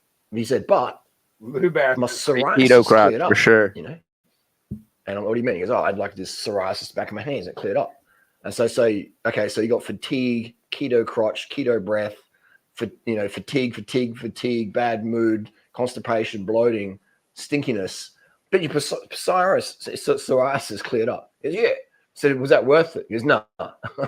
I said, so what are you doing? He goes, I found you, and I started carving up and decreased my fat, cut out all my seed oils, cut out all my fats, pretty much. Avert fats, and psoriasis went away. Speaking of carving up, I got to tell you guys about that one stuff soon. That's I made. The psoriasis did go away for a bit when I was just doing meat, and I said, "What was that?" I got to tell you guys more about that. The tetelas that I made, that one Mexican food stuff, dude. It's like dirt. It's dirt cheap, and it's really good. They're like tamales. Yeah. And, all you do is you take a lot. What's up? I like tamales a lot. Yeah, these are just like tamales, except they're you basically just like crush out, or you mash out a tortilla real quick, and you throw like a little scoop of like refried beans in the middle, and you can add whatever you want to it. But you fold it in it, and like you fold the tortilla in on itself, and you make like a little like triangle thing, and you just fry it just like that, and it's like a cross between like a quesadilla and like a tamale, but it's like it's like pan fried, and you can just and you can just cook it on the pan, no oil, just like the tortillas. Yeah. And dude, it cost nothing. I think like 7 or 8 like last night. They're really filling. Yeah. And I did the math on it, like with the bag that I bought of flour and the can of beans that I got, it came out to like 62 cents. For, like, really filling little things. We often have 50-cent meals. Yeah, it's so cheap. All you gotta do is invest in the bulk stuff. Make sure it's all healthy. Yeah. Like, and then like our Ralph's has like tons of like they have like a really elaborate discount section of stuff that you just have to eat early. You just have to. You can't just like buy it and leave it in the fridge for 2 weeks because it's like towards its end. But we get like a lot of like bags of fruit that are like imperfect for like 50 cents with like a bunch of apples, like a lot of organic stuff. And like like in the lettuce section there's always like salad boxes that are like $1.80 or something, like really cheap. Sometimes we're like, damn, we got a lot of stuff for not a lot of money. But that's how anyone should be frugal and live within their means. The more gluttonous they are, the less freedom they're having in the end of the day, really. If you have to maintain all this stuff, statism is the only way of doing that, basically. Well, yeah, because you're getting robbed financially, and you're getting robbed of your health if you're not being smart about what you're spending on. Yep. Getting robbed a lot of ways. Yeah. Especially in the long term, not even just short term, just expensive like restaurant. No one even thinks about the long term, dude. It's so funny when these dudes are like, "Oh, I've been keto for 6 months. It's fucking sick. It's the best thing. Everything should be on it." And I'm like, bro, talk to me after 6 years, of you like really doing it. But these guys they all fib. They all fibbing just like Lou Bass. Yeah, what the hell, Lou Bass? Calm down. It's those meat emotions getting to him. Yeah. What happens when you're just doing meat? Basically, when you're doing keto and you're avoiding carbohydrate, is your cortisol goes right up. So your cortisol's super up. When your cortisol's up, your immune system is suppressed. Your immune system doesn't work as well. That's why in medicine. So all these guys like Lou Bass that say, "Oh, my eczema went away," or my inflammation went away when I started eating meat. That's not because you were cured. It's because your body doesn't have the right nutrients, and in order to continue fighting off whatever it was fighting off that gave you that temporary ailment, like your body's shutting down. It's not healing itself when you do these things. When you starve yourself of carbs, it's absolute batshit. Yeah. Lou Bass. There's usually underlying stuff in the gut that. Sorry, Lou Bass. I'd way rather look like me than you, bro. Fair point. We use prednisone. We use cortisone creams. Okay, these help shut the immune system off so you're not reacting to things. All right. If I have an allergy, poison ivy or cat fur or whatever, what do they take? Prednisone shuts down your immune response. Okay. So what you're doing when you do keto, carnivore, whatever the freaking Atkins, Fatkins, fad diets, Banting, etc., is you basically turn off most of your immune system. Okay.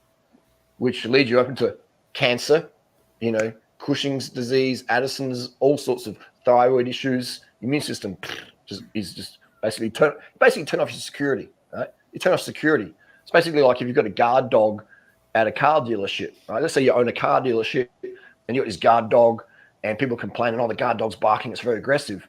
And so you go, okay, so you turn off the guard dog, you put it somewhere else, take it home, and now people are like, wow, you turn off security and they'll come and break in and steal your cars and no one's going to complain about barking dog. So that's what's happening is basically you turn off your immune system and your skin issues might clear up because your immune system's been turned off, Does that make sense?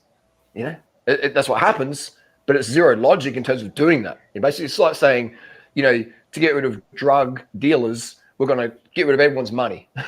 No one can have money now, so we can bankrupt the drug dealers. That's not going to work because we're going to have massive impacts in society. So, yeah. So anyway, I've got to give Carnivore MD some credit though.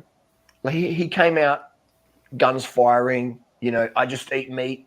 Only meat's where you're at. Plants are poison. Plants are toxic. Don't eat plants. Calls himself Carnivore MD. He quickly realized that doesn't work, but he still calls himself Carnivore MD. And again, this rest of this video now is my opinion. And he says that, just eat meat. But now he's eating carbs. He's back on the toxic, poisonous plants, all right? And he's using honey and sugars, etc. Well, he doesn't do sugar. He does honey. He doesn't do sugar. He does fruit. This is the sucrose molecule, okay? Now, that sucrose molecule, all right? And we've got glucose and fructose, okay? If you're getting your sucrose, glucose, or fructose from honey, cane sugar, cane juice, cane plant, beetroot, bananas, apricots, lentils, corn. All these things have sucrose, glucose, and fructose. It's the same thing, right? So when you say, I don't do sugar, but I'll have fruit. I don't do sugar, but I'll have honey. That's like saying, I'll use testosterone, but I won't use testosterone, all right? Testosterone molecule, injection, cream, tablet, same thing, okay? When you're having, but it's like the sugar's natural. This sucrose molecule is always natural, okay? It wasn't made in a lab, okay?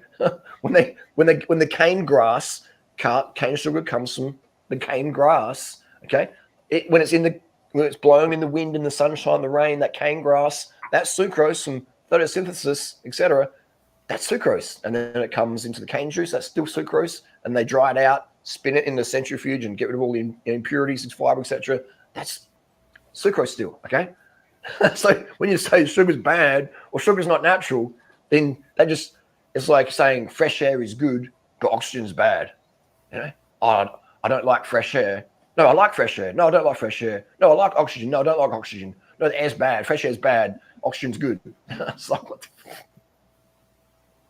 Okay, Lou Bass. So you feel better than you have in years. Well, the last couple of years, you said you feel great all the time. So that's a lie right there. But you're saying now that you feel better than you have in years. Yeah, because you've completely cut out. Like your body is reacting in a negative way. You think it's in a positive way, but you've cut something out. You've changed. You've gone from the full on standard American diet, and you're cutting something out now. And of course, your body is freaking out because you're starving it of an essential nutrient, something that every cell in your body needs.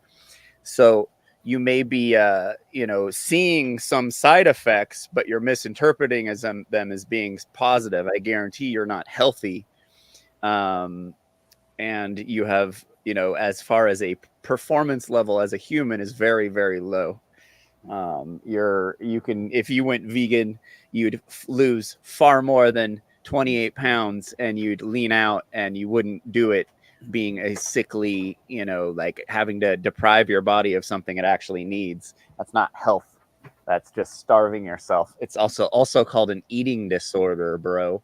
Guaranteed. Look it up. It's an eating disorder. When he's doing an elimination diet, essentially, Yeah. like low FODMAPs, of course you're going to get better results. Of course, you're going to lose some weight. It doesn't mean you lost that weight in a healthy way or in a way that doesn't hurt your long term. Like, are you crazy? But this is the level of idiocy the average person has, whether they're a doctor. You know, this guy's meant to be a doctor, an MD, okay? And he says sugar's bad, but fruit's good. But plants are poisonous. Plants are toxic, but fruit's good. It's like, but people don't even pick it up on this. Give the video a thumbs up if you'd like me to do a live debate with this clown, all right? Now, but when I say clown, I hate the guy. He's confused himself, man. And I feel sorry for him because, in my opinion, he is a stimulant junkie. In my opinion, he's abusing and using Adderall, Vinase, Modafinil. You can see his eyes, man. Like, look at my eyes. I'm just sort of woken up. It's 2 in the morning. I'm a little bit, puffy face and that. I'm 45 in a couple of weeks. And I went to bed a bit late last night. But, but my eyes look, do I look tired? This guy, Carnivore MD. Let's call him Omnivore MD because he's eating an omnivorous diet. Carnivore means just eat meat. Right? Zing. What carnivore, mate? What carnivore eats fruit and honey? All right, a bear isn't a carnivore. A bear's an omnivore. Okay, dog's an omnivore. Okay, this carnivore guy, omnivore. Change it to Omnivore MD, bro. You know what I mean? It's like me calling myself a vegan. Vegans where it's vegan's great, but you should eat meat. It's like calling yourself natural athlete. I'm a natural athlete. Don't use EPO, but you should use EPO. It's like, just the contradiction. This dude's a walking contradiction. So calls himself, and at least he's honest about it. He's saying, "Hey, look, I'm a walking contradiction. I'm carnivore, but I'm not a carnivore. I'm an omnivore." But people, little carnivore MD getting the Joe Rogan podcast. I'm a carnivore. My dad's. And that's what Joey did, and that's what I had. I was like, you can't. Like, why would you call yourself Carnivore Camaraderie and then claim to not be carnivore, and be like, and not be biased? Yeah, you're half-assing it now, so you're not carnivore, but you're going to continue calling yourself carnivore, huh? Yeah, I noticed that because then he started eating after he got scurvy. After I told him he was going to get scurvy, he got scurvy. Then he started eating lemons and oranges from his backyard. So he started eating. He drank only milk, eggs, meat, raw meat, and oranges. Now the other thing, milk has a lot of sugar. And milk has a ton of sugar. It was like, hey, dude, that's 12 grams of sugar every cup you're drinking. Like, that's why, you're able to still function. You're ignoring the fact that there's a ton of sugar in there. And then you're saying sugar's bad. So, I don't get it. And he's eating raw meat and hot sauce on a beach. I saw that one video that he put up recently. Like, dude, if I saw somebody doing that, I'd be like, I wouldn't want to aggress on them in any way, but I might be tempted to throw their bowl. I'm like, dude, fine, do something new with your life. Right now, you're in a really bad place out here. And he's doing like, oh, you could get what I got right now in just 9 months doing my plan. So sign up for my plan. He's like doing one of those, like, look at my garage, dude. There's a Lambo, but it's all his parents' money. His parents paid him to live in Mexico. Like, he didn't make a cent from YouTube. His numbers aren't that good. It's 20,000 followers. Like, that's not, you don't make shit when you have 20,000 followers. He may make like $300 every other month or something. Like, it's not that crazy. Yeah, didn't you say he was living in a pretty nice part of California too? Yeah, he lived in LA in like Westwood, like he's LA, Israeli money. Yeah. So he's not gonna be any kind of like a get it out the mud kind of person. He's got parents' money that he can lean on. Yeah, no, he's fine. He doesn't do anything. He's saying do follow my protocol. He's like doing Durian Rider with nothing, like with no credibility, not 10, 15 years making the same videos over and over again with like thousands of people on his protocols. Me and Allie are on his protocols. You know, like I don't know anyone more fit than us. Oh, Lubass might not agree. Lubass over here. Yeah, what is he saying over here? I don't know. He can't even follow what's going on in the video. He's got what's it called? Oh, is it lipemia? Lipemia. That's the greatest one. It's when you eat a lot of fat, it blocks the blood vessels or the oxygen receptors to your brain, and you literally it's brain fog. It's meathead. Like meathead isn't good terminology. Like that's not like you don't want to be a meathead. A meathead is a dumbass that's buff and like, you know, you aren't. There's no smart. You know, like all these like bodybuilders aren't like geniuses. They're not like like changing the world and shit.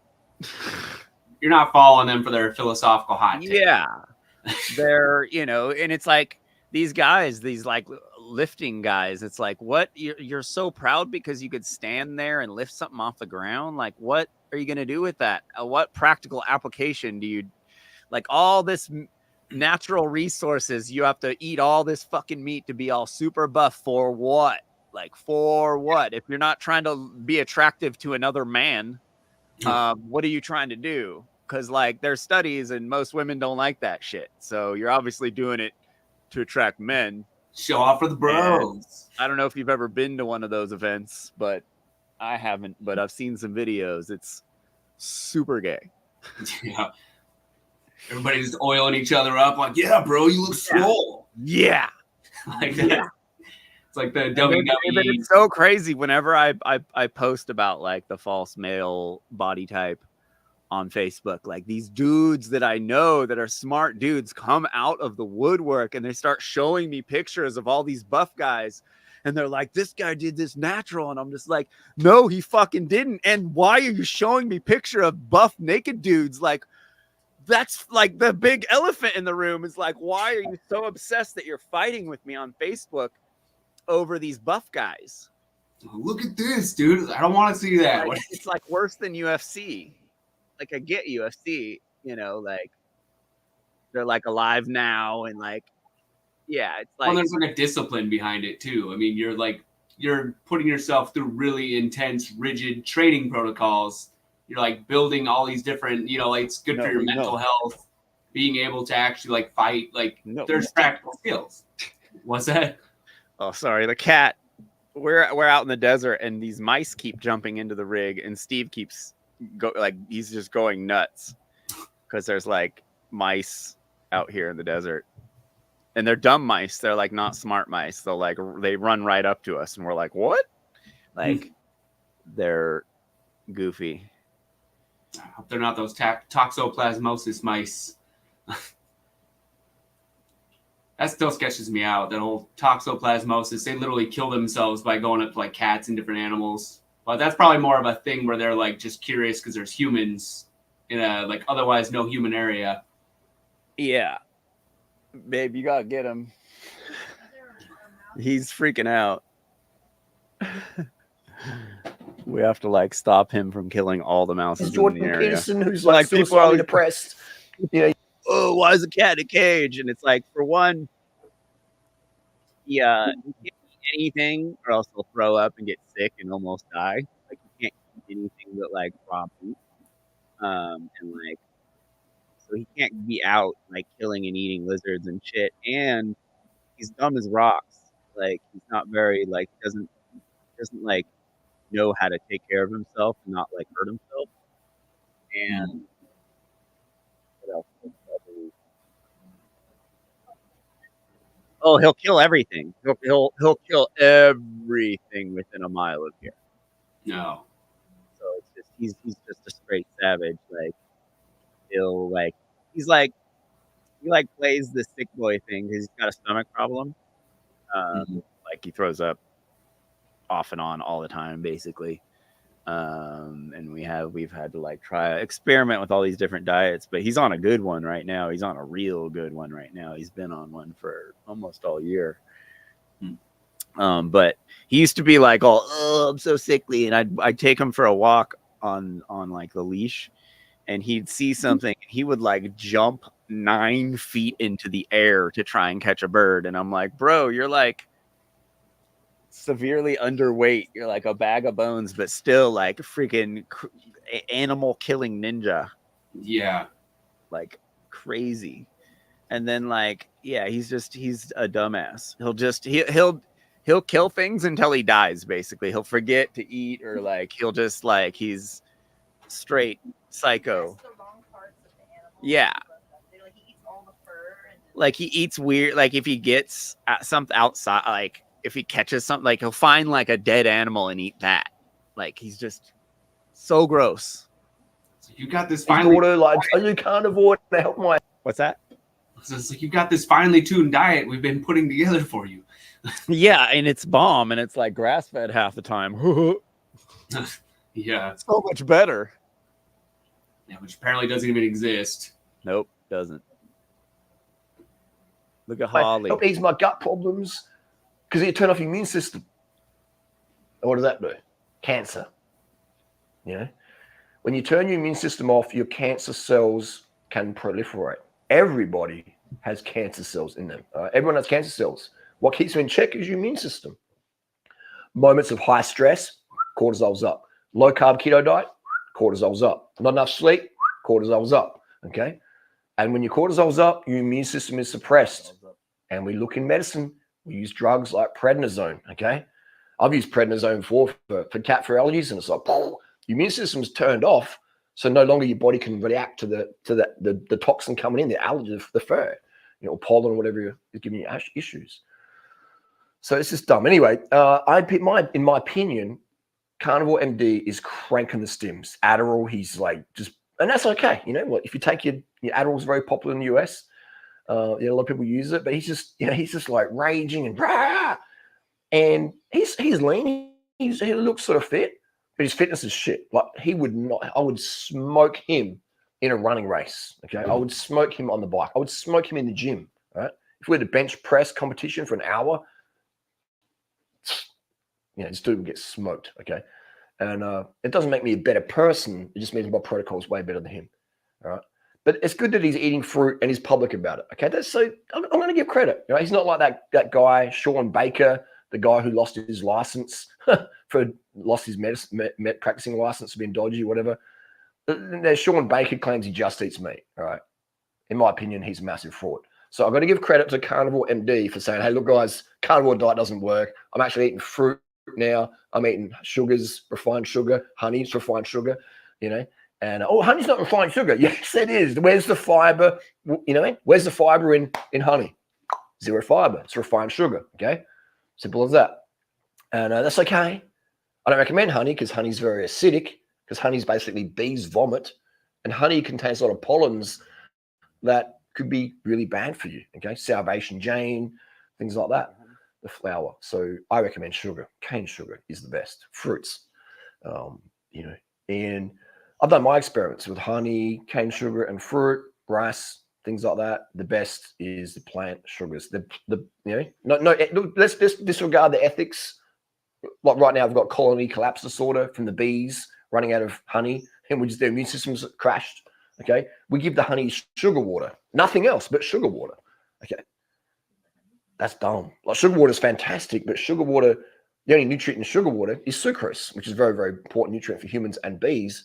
But with honey, they have the royal jelly, they have all these enzymes and stuff that the bees need. Okay, so when we take their honey and replace it with sugar water, then your immune system just poof. And then the scientists are going, well, why are all these bees dying?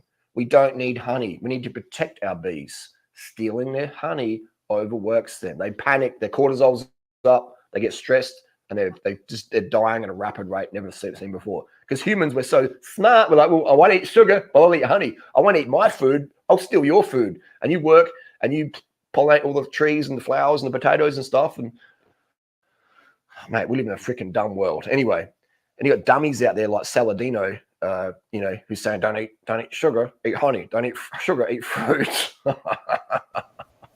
Sucrose is sucrose, you idiot.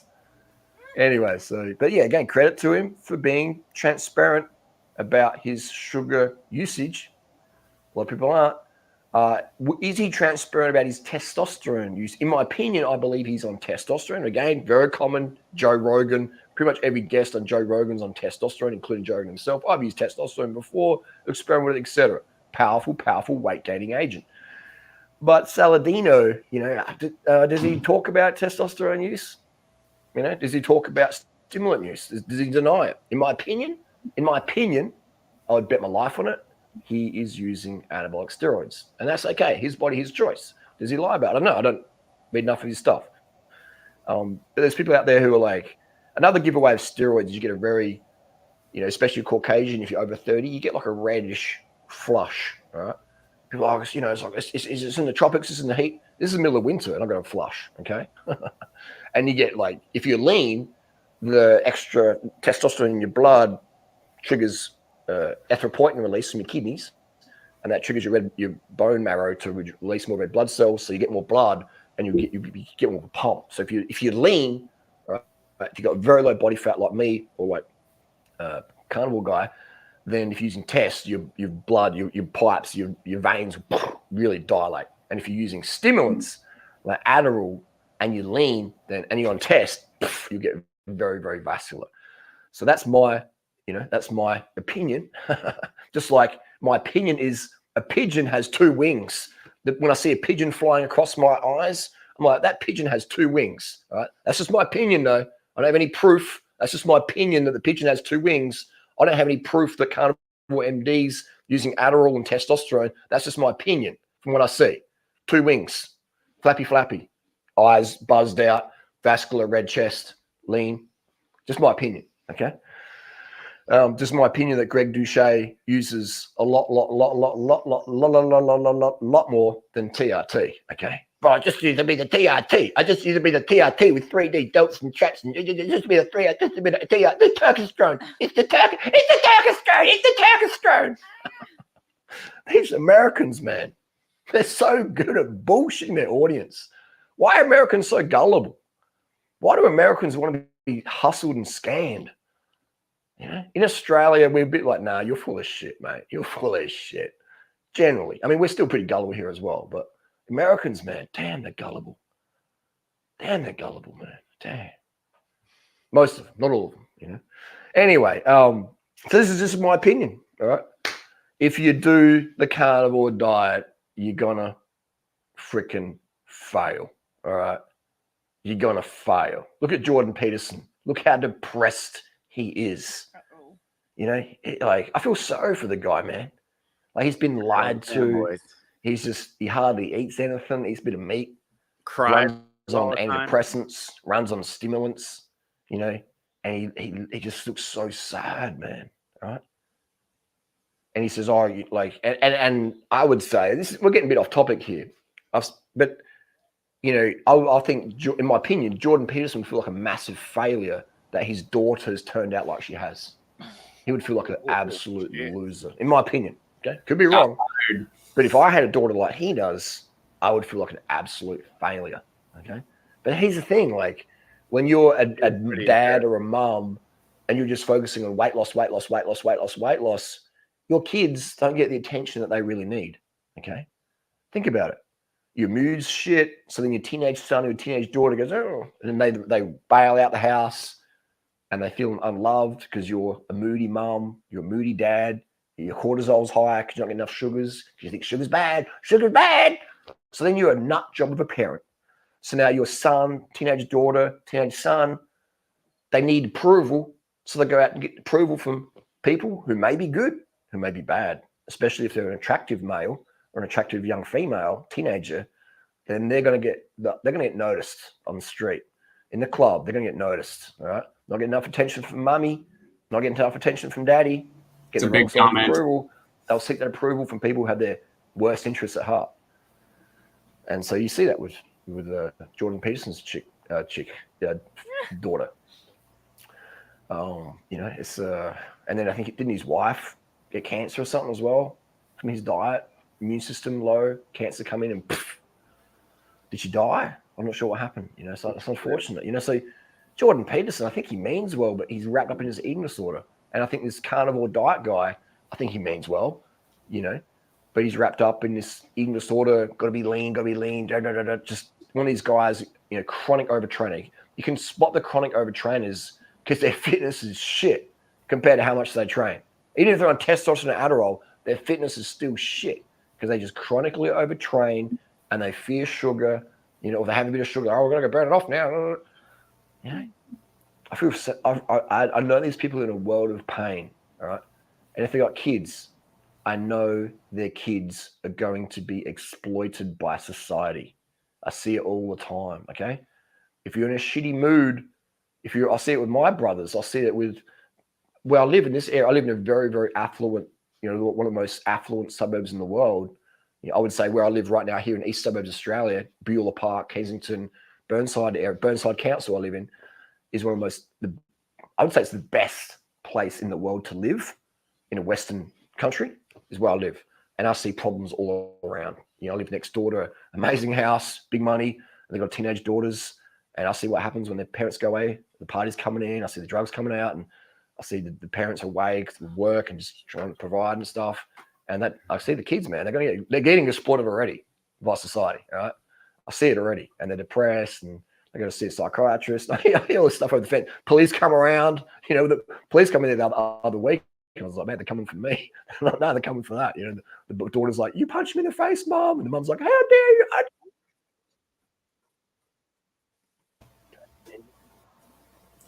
How much domestic violence is caused by these poor diets? Bro, I've almost been killed by people that skip breakfast and avoid sugar.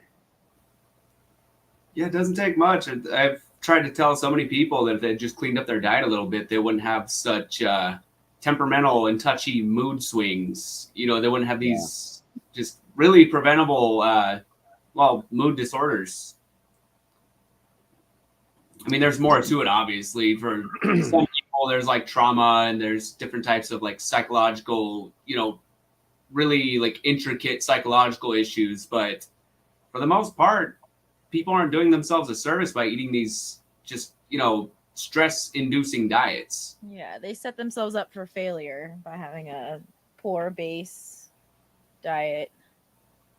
Really doesn't help anything. Yeah. I mean, like, good luck having like a touchy conversation that could actually help somebody out if, it's like you're putting, salt on raw nerves every time you say one slightly critical thing. I mean, we saw that. We had an example of some carnists up here the other night. Yeah. Both not able to function in any way, communicate in any way, but just pure chaos. And, so this is another classic skinnier Harley. On caffeine or Ritalin or Adderall or cocaine or whatever the other central nervous stimulants things are. These are drugs. Sugar is a nutrient, it's not a drug. So when you have your rice and your fruit and your refined sugar, your glucose, they're essentially glucose and fructose. When you have rice, a bag of rice is a bag of glucose. A bag of fruit hanging off a tree is a bag of glucose and fructose. Refined sugar is glucose and fructose. All right, maple syrup, glucose and fructose. Agave syrup, glucose and fructose. High fructose corn syrup, glucose and fructose. Organic tree ripened magical mangoes, glucose and fructose. That's what it is. The nutrients, it's a nutrient. It's a calorie, it's a caloric nutrient, if you want to call it that. Drugs are fucking drugs, man. And if you have them, understand them, that they're not really a health thing. So when the Gregor fans out there smashing in that green tea to function, they're running on drugs. And as soon as you pull the stimulants out of that lifestyle, people, they're done. They're crashing. They're pepped up on stims all the time. Green tea, Ritalin, Adderall, coffee, all these things. I've used myself, so I can speak with personal experience. It's not me just going, I read a book, I went to uni. This is real life experience. And when I see people introducing stimulants such as green tea, caffeine, Ritalin, Adderall, all these things back into their daily or even weekly routine, I see people's mental state going down. The cat's back. I see people just declining. Would you give Ritalin to a baby? Would you give coffee to a baby? I wouldn't. Some people fucking would. Would you give Coke or Red Bull to a baby? I wouldn't. Wouldn't give it to a toddler either. Wouldn't even give it to a kid. People are doing that every day. I'll give them bread. I'll give them fruit. I'll give them sugars. Give them breast milk. What's breast milk? Sugar in there. You know what I mean? Fats and proteins. Sugar is a nutrient. Carbohydrate is a nutrient. So whenever someone's sugar's a drug, it's a white poison. Sugar is just dehydrated vegetable juice. You know what I mean? This is like, it looks like sugar cane. It's just a sweet version of grass. That's what sugar is. Sugar is grass nectar. I look like green Imagine they tea. started calling it grass nectar. Go, oh, I can have nectar. I can have coconut nectar. It's fucking sugar. Same thing. Oh, it's got nutrients in it though. Nanograms of nutrients. The nutrients comes from your fresh fruits and vegetables, man. And your rice and your refined sugar and your tinned beans can give you some calories and fiber. But the fresh food, that's where the nutrition is, the nutrients. Cat, stop eating plastic. So yeah, this is just the deal here. This is what we're living in. We live in this crazy world where we got to understand the mechanics of something, understand how insulin works, understand how leptin and ghrelin work, understand insulin resistance, understand leptin resistance, understand how your hormones work. You understand what your brain runs on and how serotonin and all that stuff works. You know, understand the mechanics of stuff. You don't need to go to university for that. You don't need to pay some doctor $500 or a zillion, whatever. You know, this is basic human physiology. Anyone can understand it. You can, if you can't explain the concepts to an 8-year-old kid, then it's too complicated. It's unsustainable advice. So anyway, I like to look at mechanics, and that's why you see all Drew Ryder's girlfriends, man, over the history of the last 10 years, me on YouTube, they all end up super fucking hot, or they stay super fucking hot. None of them gets fat. No one gets fat following my advice. My advice, the real deal. You know, we all get lean, we all get fitter. We all overcome eating issues or drug dependence, etc. This is how it is, man. Because when you increase your carbohydrates, your interest in stimulants drops down. When you decrease carbohydrates, stimulant, just join these forums, man, and see how much fucking green tea and coffee and Ritalin people are popping every day. I don't do coffee, I do cacao. I don't do caffeine, I do Ritalin. I don't do Ritalin, I do Adderall. I don't do cocaine, I do methamphetamine, aka Adderall. Yeah, it's all central nervous stimulant, man. They're all with the same shit. Some are a bit stronger, some are a bit like packaged in organic labels. Green tea gives you a buzz. Cocaine gives you a buzz. A lot stronger, but it's just still the same triggers in the brain. It's just micro dosing. So that's just, you know, and understand it. Do those things if you want to do. I'm not saying here to, you know, punish people or whatever, but I want to explain to people what's actually sustainable. Cutting your carbohydrates out, cutting your fruit or your starch or your sugar, it's going to lead to some sort of eating issue or whatever, or stimulant dependence later on. You see it on the raw food people. When I was raw food as well, it's like you start smashing in the nuts, you know, or you have some steamed rice and you feel all this guilt. Oh my God, I had steamed rice. Oh my God, it's the end of the world. No, actually, now you're fucking carved up. You can go do some work. You know?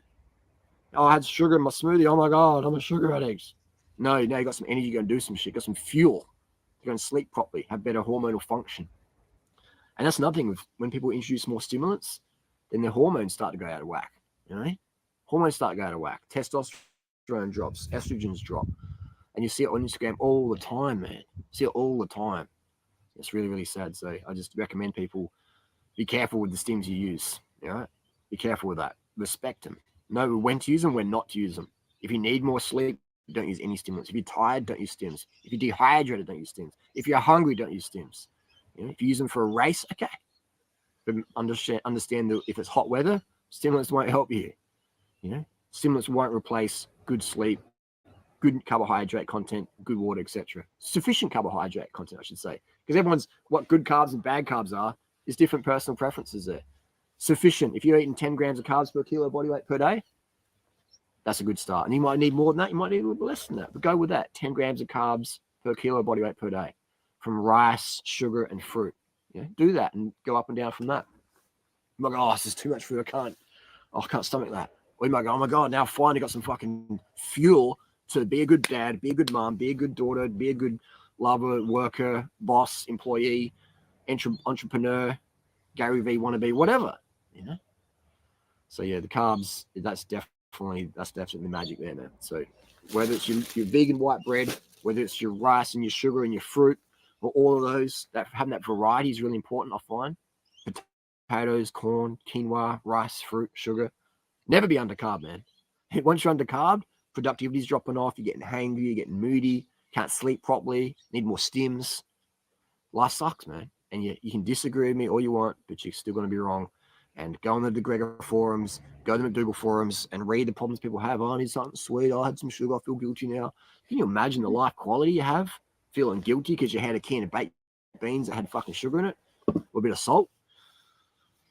Drop your salt out of your diet and watch your blood pressure drop down. You won't be an athlete on no sugar, no salt. No oil, we don't need that. You know, oil is very, very debatable, but sugar and salt, you need a little bit of salt in your diet. Keep your blood pressure up. You know, and sugar, you need a lot.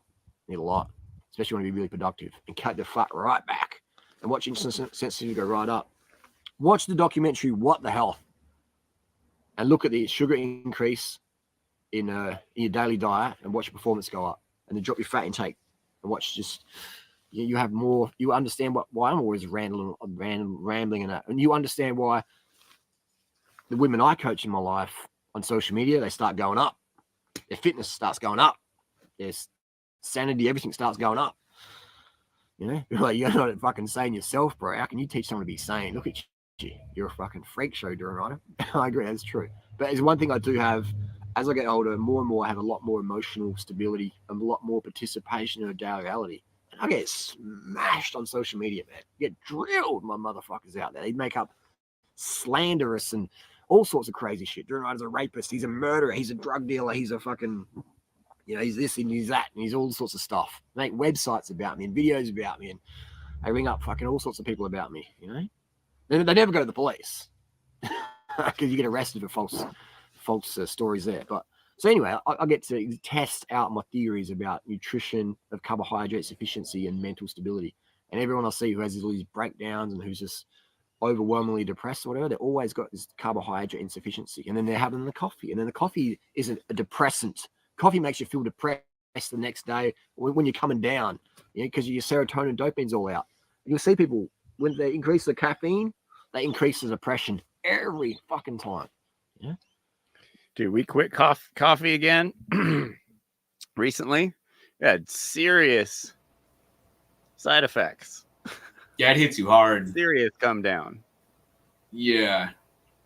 Like, dude, walking around like a zombie.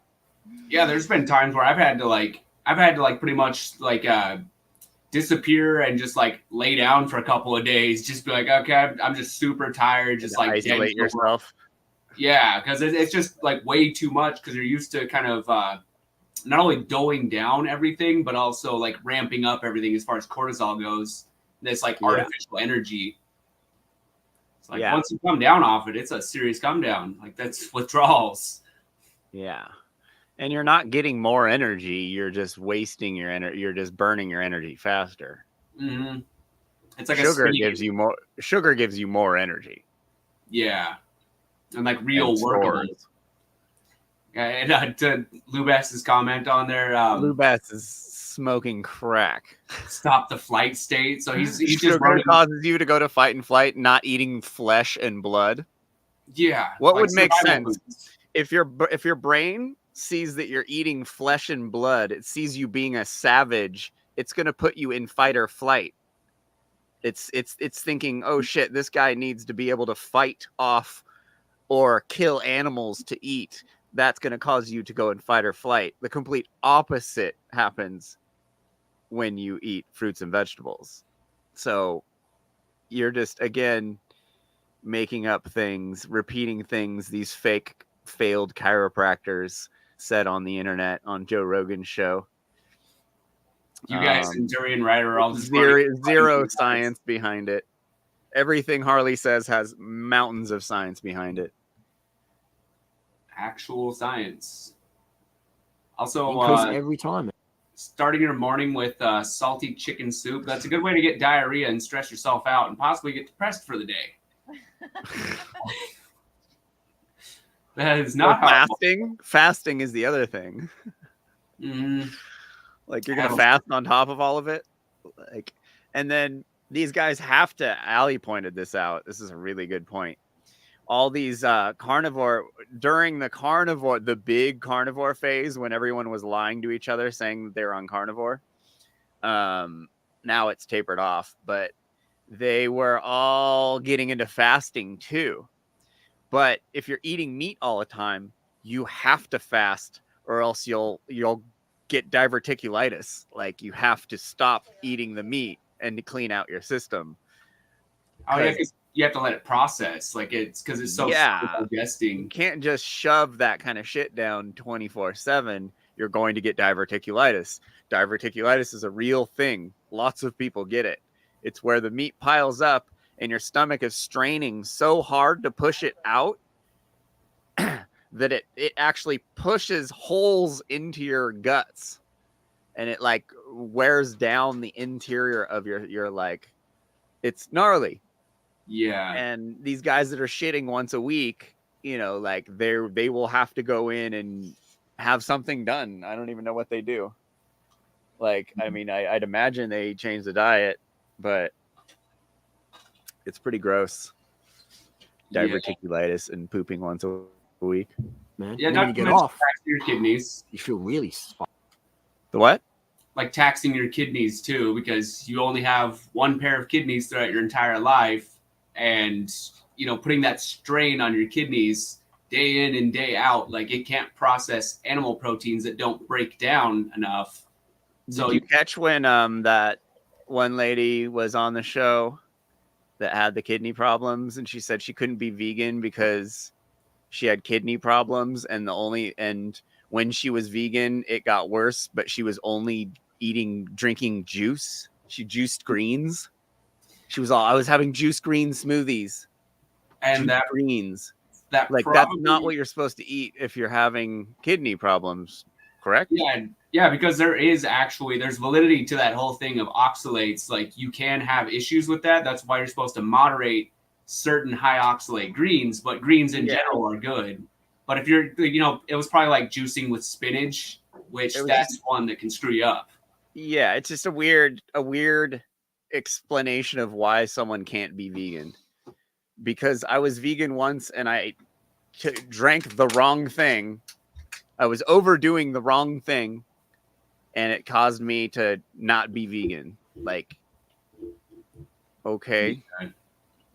Yeah. So you're so in tune with health and science and everything that you thought it was a good idea to drink juiced greens while you had a kidney problem, and then it's veganism's fault that happened. Yeah, that's basically what she said. Yeah, the hundreds of thousands of like different types of plants that you because can eat. vegans can only drink juiced greens, right? Yeah. You don't even recommend juicing. I know you're supposed to eat whole foods. Fiber. And you get your whole foods, or even just like, you know, simple sugars. Like I'm starting to kind of come out of the cult of like the anti-sugar sentiment, because I've been seeing that it actually does. There are some benefits you can get from it. And as far as like exercise goes, you guys are examples that you can, you know, bike for miles and miles just drinking basically sugar water and like whatever else to, you know, keep the energy up. Yeah.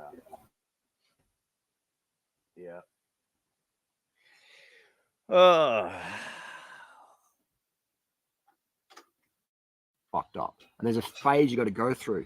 You know, just got to muscle through it, emotional muscle, build it through. Do some long rides. Probably the best thing I ever did for my life, accidentally, was giving up stimulants, caffeine, everything, you know, for a number of years.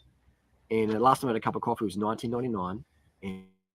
And I remember doing, you know, so long. I think it was like 4 years before I had a cup of tea. Blue Bass, you don't watch Control Ops like Rogan, yet you come up here claiming to be a part of the carnivore diet that was introduced on Rogan's show and is popular because of Rogan's show. That's the dumbest thing I've ever seen you say, almost. Like, you're doing the controlled op diet. The diet that is impossible without statism, without subsidies. Subsidies, supplements, and there's probably another S in there somewhere. Yep. Super depressed state. I don't know. Yeah, and Blue Bass also, we all know he doesn't get along with his family very well. He's had problems his whole life with isolating himself by alienating his family members. So it's like, your all meat diet seems to be really working out for you, dude. all your clean eating from your animals that you kill yourself, it doesn't seem to be dictating to you having very good mental health. Yearly long rides. I talked to your daughter, bro. Australia with no stims, no caffeine, no tea, no chocolate, nothing. And that just had a lot of, mental episodes out there where it's like really, the winds get you and it's just long straight roads. And you're like, actually, this ain't too fucking bad. This is first world fucking problems. But the problems come in thicker and faster when you don't have any drugs in your system, right? Because when you're on drugs, you're all high and on your coffee high and you're like buzzing. But when there's no drugs in your system, it's just you and the music and the road and the headwinds and the wedge-tailed eagles. All of a sudden, you have to deal with shit in your head, You got a sore knee or it's windy or you got a fucking saddle sore. Just things come on and you build more emotional muscle. So the fastest way to build emotional muscle is no stims, super long rides. What's long for you might be short for me or vice versa. A long ride is something that you haven't done before. Maybe riding across the state or across the suburb, whatever. Do these long rides without any stimulants. Just carb up, drink your water, grab a copy of my ebooks and learn how to eat. DoNo.com and do these long rides, man. And they are really fucking transformative. I'll see it in people. But the secret is don't use any stims. And when you use the stims, long rides are fucking easy. I can do a 600K ride any day of the week. Just bang, bang, bang, and go ride. Not hard. But doing that without any stimulants, that's an emotional challenge because you have this roller coaster of thoughts come through and you're dealing with them one by one. Stimulants just bulldoze in those emotional thoughts until you come clean again. And then you're like, oh my God, I need some more. But if you never deal with your emotional demons, then they get bigger and stronger and your emotional muscle gets weaker and smaller. Simple as that. So if you want to overcome these things, then just face them full on. In my opinion, you don't need the shit the doctors prescribe you. If you think you do, then you're a patient for life. And they like that. They're like, this is good. We've got you for customer for life. Little pills that make us pennies to make and we sell them for God knows how much. I disagree with that whole system, man. I don't see good things coming out of that. I see, and I understand that 99% of people out there don't want solutions. They want comforters. They just want to be comforted. I don't want to be told the truth, Harley. And that's why I always have, just a bare bones sort of audience, subscribers, etc. Because I understand I could bullshit people and sell them all sorts of little pills and have these fucking non-profit charities and all stuff like that. But, what people want to believe in. But I wouldn't feel good about doing that. But I'd rather be out there to give people solutions because that's what I wanted in my life. I didn't want comforters, man. And so I'm trying to appeal to people who think like me, who want solutions. They don't want a comforter. They want to fucking take control, get some fucking action going, and get some real fucking results relative to their own genetic potential or lifestyle potential or their own situational potential. Not everyone lives in Australia or America or Thailand or the Bahamas. Some of us are in really fucking tough areas. We live in maybe, certain parts of Asia or Africa or even India where there's, civil wars and shit going down. And it's not so easy just to go to Thailand and have a holiday or whatever or become a digital nomad. It's possible, but it's a fucking lot harder. If you're watching this, you've probably got those opportunities. But think of what must be like in life to live in like a refugee camp in Bangladesh or Burma or even parts of Thailand, etc. Or it's fucking tough, man. There's billions of people out there every day who have it really fucking tough. So when you think you got life tough, just sit down and reflect and go, do I really have tough problems in my life? And the bigger picture? No, you don't. It might be tough in your head. You might be feeling depressed and ripped off and hurt. But man, guarantee you there's someone out there with harder problems than you have or I have. Oh, my nose is itchy. But I've got a nose. I'm grateful for it. Another white. It's hard. There's people out there doing it really fucking tough and they're still getting through it. And they're not on any antidepressants. They're not on any caffeines or whatever. They're just fucking turning up and getting it fucking done. So I seek inspiration from people like that and understand there's people out there today who are just really fucking struggling mentally and physically, but they get through another fucking day and they don't whine, they don't bitch, they don't complain, they just get it fucking done. And they live in a shack that was made out of, bits of tin they got from the fucking street. They love it. They're grateful for it. And I know people who live in amazing houses and they've got no gratitude and depressed as fuck. Pills, alcohol, fucked up relationships with people, narcissism, all sorts of stuff. Never happy, never content, never gratitude, never grateful. And that's fucking hell, man. That is hell to live that way. That's how we live that way. Anyway, bit of a long bid. Thanks for watching. Hopefully you got something out of it. If you did, give it a thumbs up. If you didn't, give it a thumbs down. unsubscribe or subscribe. Hit notifications or don't. Leave some questions down below. If you want more information, check out duranother.com. Check out those ebooks. I've written them to be easy to read, easy to uptake, and they fucking work. So many examples out there, people really take control of their life. So I hope you join those ranks. And I don't want you to buy my ebooks and read them. I want you to fucking take action on them. You know, and they're constantly updated. I update them all the time with new tips and hints. If you bought them last year, you'll get the free you'll get an email notification. You get the free update. Anyway, I'm gonna go carb the fuck up. Have some of my 44-cent bread. Carbs, man. I love my fruit. I love my starches. I love my sugars. I love that I get to eat so much volume of food every day. I get to eat so much variety of stuff. There's always some new vegan carbohydrate or vegan food out there. And I love having every meal with zero guilt. Zero guilt where I just get to go, I'm gonna find some carbs. I'm gonna carb the fuck up. You know, and there's no better way to live in my opinion.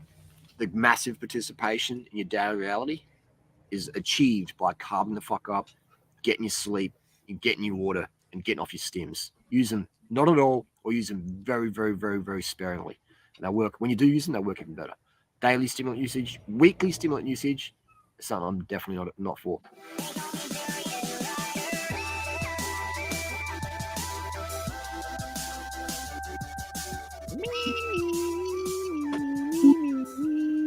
Theme music. Oh yeah. He's got what? How many followers? How many subs? God. I think like 200,000. No, he's got more than that. He's got 500,000 followers, I think. He's got a couple channels. Oh yeah, maybe. But no, he was. So what you been up? Nick and Nate Diaz invited him to train. Yeah, Nick and Nate Diaz. So we have this theory, because the Diaz bros got into Durian Rider quite a bit, and that's when they started cycling and doing all the vegan and cycling and endurance stuff, and like Harley was actually like telling them to like, you know, if you have these rounds are 3 minutes, you know, you got to go out and do like 3-minute intervals on your bike where you push your brains out for 3 minutes and then you rest and then you push, you know, like he literally like, and that was what led to Conor McGregor getting choked out by Nate. Oh. You know, so it was like, oh, so Harley choked out Conor McGregor in a way. Yeah, in spirit. Like inadvertently, because they got like they invited him to like come out and train and shit, but they were like totally on his protocols and like very out about you know, telling everyone they're vegan and stuff. Also, at least when they they're were calling training. everyone out, or Durian Rider was calling everyone out for being on steroids, and they totally like They jumped on that like, too. oh, you're yeah. right, and they were just like you guys are on all on steroids. Yeah, these like, UFC like press conferences, like calling other fighters out, being like, oh, you're like, yeah, you're juicing, you're on roids. So it was a pretty exciting time for those communities coming together, and converging. it's like very little, like only few people even know that went down. Because like people who follow Harley are very like particular people, you know, who could kind of tolerate him because he's kind of abrasive and funny and Australian. Yeah. Very Australian. But yeah, that was pretty dope when Natty Vegans. Nate choked out Conor McGregor as a vegan. Yeah. Wasn't that when he started like, was that around the time, like, I don't follow all that stuff super closely, but wasn't that when he started getting all like the bone fractures, like his like shins snapped or something like that? One of those fights? He broke his leg fighting someone. He kicked his leg in half, wrapped around the back of the guy's leg. That is gnarly. And that was he stepped back. No, he stepped backwards onto it and it just snapped. Oh my God. Yeah, Conor he came out fighting Poirier, and the beginning of the round, he was kicking him. he came out and kicked him so hard. I was like, oh my God, how did he just not hurt himself? And then later on, he like just stepped back on it. We were watching. We were all, we were like, holy shit. Super visceral. And it just like collapsed and it just smushed into itself. And it was just like, oh, like, holy shit. And I guarantee you, I swear I've seen it. Might have to look it up, but I guarantee he's done probably one of those like got milk ads. Yeah. Like you could superimpose those like two pictures. Yeah. Perfect. Got milk is what happens. Yeah. Damn quiet night. I know, where is everybody? I don't know. It's just kind of one of those, like, it's been, oh, there you go. There's Dev. Happy birthday to Devin. Oh, yeah. Happy birthday to Devin. Jeez, make me be the only one singing, you guys. Happy birthday to Devin. Happy birthday to you. Dude, Facebook didn't even tell me yesterday. Like when he showed us that, you know, he went out. He doesn't have his fucking information on Facebook. He's not going to dox himself. Yeah. So much for social media, though. I mean, it's like having to know people's birthdays because of Facebook. That's another issue, but yeah, that dim sum restaurant looked pretty cool. Never actually had that. Dim sum? Yeah. Is it vegan dim sum? Oh yeah, it was. He went out to that dim sum restaurant, so it must have been vegan. Yeah, obviously. I've never heard of vegan dim sum. Dim sum's weird. What is it again? Well, it's like anything put in a little like dough pouch. Oh, like a dumpling, but they put like it's like weird shit. Like if you go to like regular dim sum, obviously they have like chicken feet and like just like you never know what you're gonna get until you like bite into it, so it's kind of can be a surprise. But yeah, it's very Chinese. It's Chinese dumplings, steamed dumplings with who knows what in them. So I'd imagine vegan dim sum's probably pretty dope. I'm still waiting for a vegan Korean barbecue, motherfucker. Oh, yeah, that would be good. Man, I don't know how to do that. It would just be probably vegetables mostly. Yeah, I'd like to cook like that, like glazing stuff up with that kind of like my favorite way to cook is going like somewhere between maybe like Mongolian and like Korean style food to like Mexican style. Like I'll kind of mix those up because the flavor combos just really work well. Just those really like savory, like glazed kind of, I don't know, just sweet and spicy is like my go-to. Yeah. No, that's when you can't like stick to mainstream flavor palettes when you go vegan. You have to start mixing stuff up because it's too much fun. Yeah. Like we mix up with weird stuff like savory and fruity and like a fruity bagel with like kimchi on it. Oh yeah, blueberry bagel with kimchi, with guacamole and kimchi, or like hummus and kimchi. Good. For some reason, it's so like, good. Yeah, yeah, you can do some weird flavor combos that you wouldn't expect would work, and they just turn out. Yeah, especially if you know how to season stuff. Like even when I do my lazy, like I used to do like really lazy tacos where I just pretty much just fry up some tofu, like just water fry, pretty much throw seasonings in it, and like do some refried beans with it. Everybody who's tried them, they fall in love with them. And it's like that. You have no idea how simple that is, how cheap that is. Like, this is my easy cooking. Nuh-uh, vegan's expensive. Yeah. You know about the trick of freezing tofu first before cooking it? Yes. Yes. I love that. Hell yeah. And then if you actually, like, I know not everybody will love this, but if you microwave tofu, you can actually like make it like egg white texture. Whoa, really? Yeah, so if you, I found the easiest way to do it is to put it on like our microwave has like a popcorn setting. And so I got curious one day and just tried it out. It puts it in for like a minute. Yeah, it puts it in for like a minute, 15 seconds. And you do it once, flip it over, like season it with like black pepper or something. And you can put it on like an English muffin, or you can make like an egg McMuffin kind of sandwich, and it's almost identical. Well, I guess it makes sense because you can use tofu for like tofu scramble, like scrambled eggs.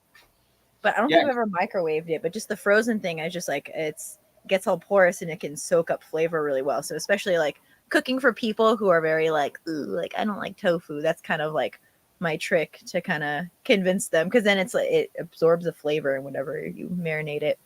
Yeah, and it takes out a lot of that water. Yes. Yeah. Because what you can do is you can just like pull it out after it's thawed, and you can just like squeeze on it a little bit, and like whatever excess water that was still in there comes out, and you're just left with like almost just a block of protein, pretty much. Have you seen the method where people will put like weights, like they'll press it like for hours for like a long time? Well, yeah. They press it after in the manufacturer. Yeah. That's right. Yeah, but I don't have the patience for that. The tofu. No, I know, right? It takes so Do it long. once and yeah. And it's just a squishy mess. Like that proteiny water just gets all over the place. It just takes too long. You should make kombucha. I'm thinking about it. This stuff is so expensive. Like if it's not on sale, it's like $4 for a bottle.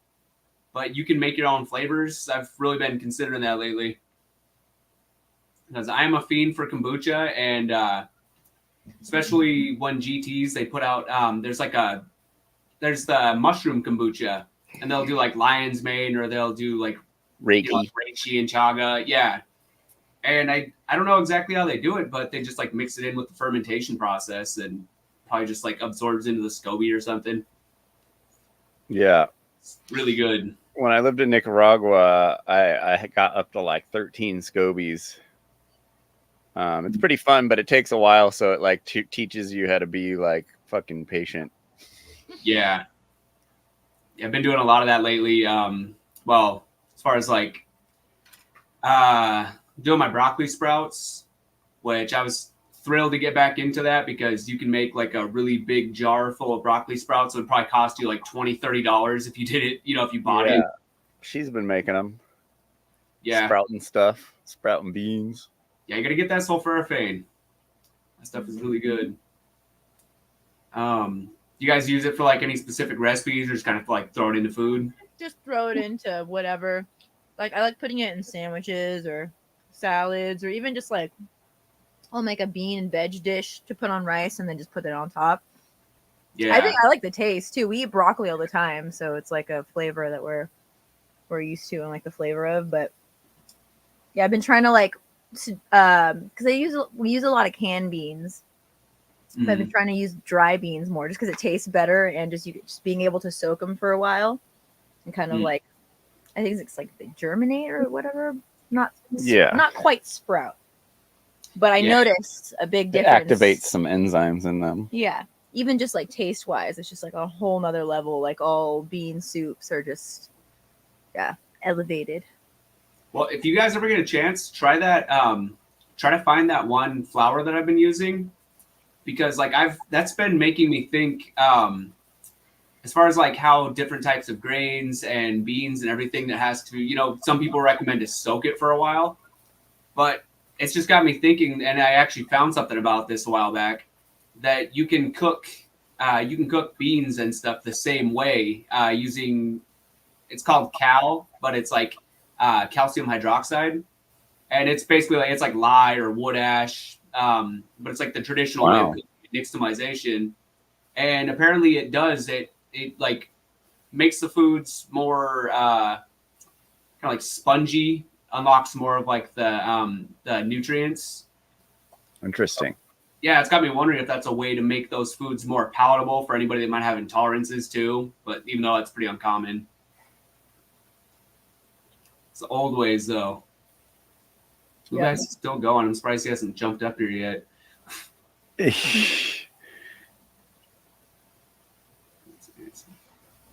Make tofu have the texture of eggs, because you get the benefit of the texture and whatever flavor you want, but you don't have all the arachidonic acid and the nasty factor of everything.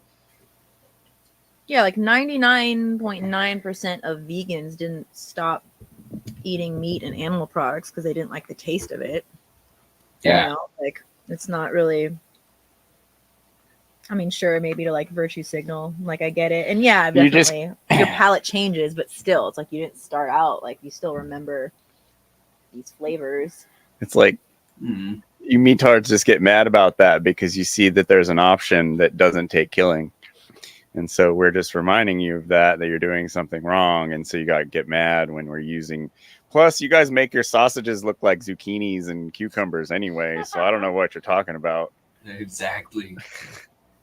You guys Like, are I can definitely find, we can go tit for tat for that all day, but still not a relevant argument, like intellectual argument in any way, Lubas. Come on.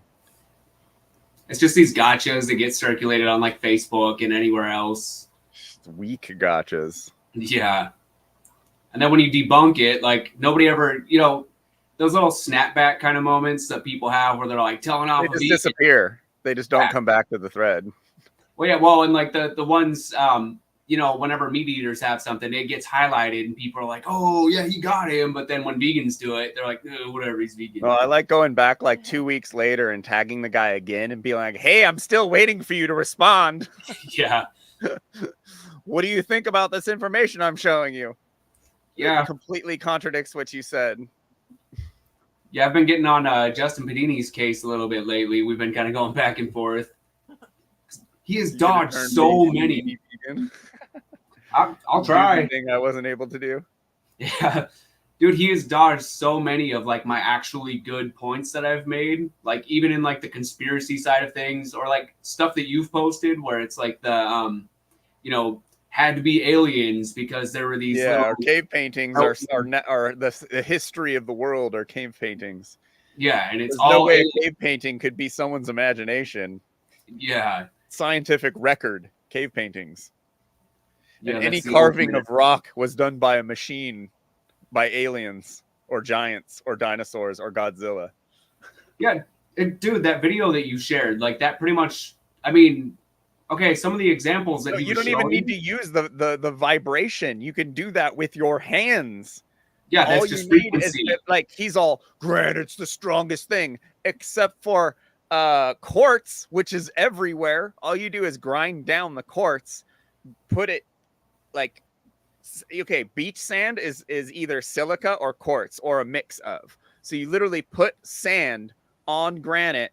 You could start spinning with a piece of bamboo and it will cut the fucking rock. Like, it's not hard to cut rocks. Justin just thinks that everyone in the past was a complete retard and that no one had any capability of doing anything in the past, which is a complete opposite, because Justin, all he does is jerk off and play video games all day. So he can't possibly think how to, polish stone if he's like having to jerk off and play video games all day. He doesn't put himself as this guy living out in the desert whose father has passed down what his grandfather passed down to him, these techniques of woodwork or stoneworking that have been like several dozen generations, 1,000 years passing down the same the same handyman, handwork.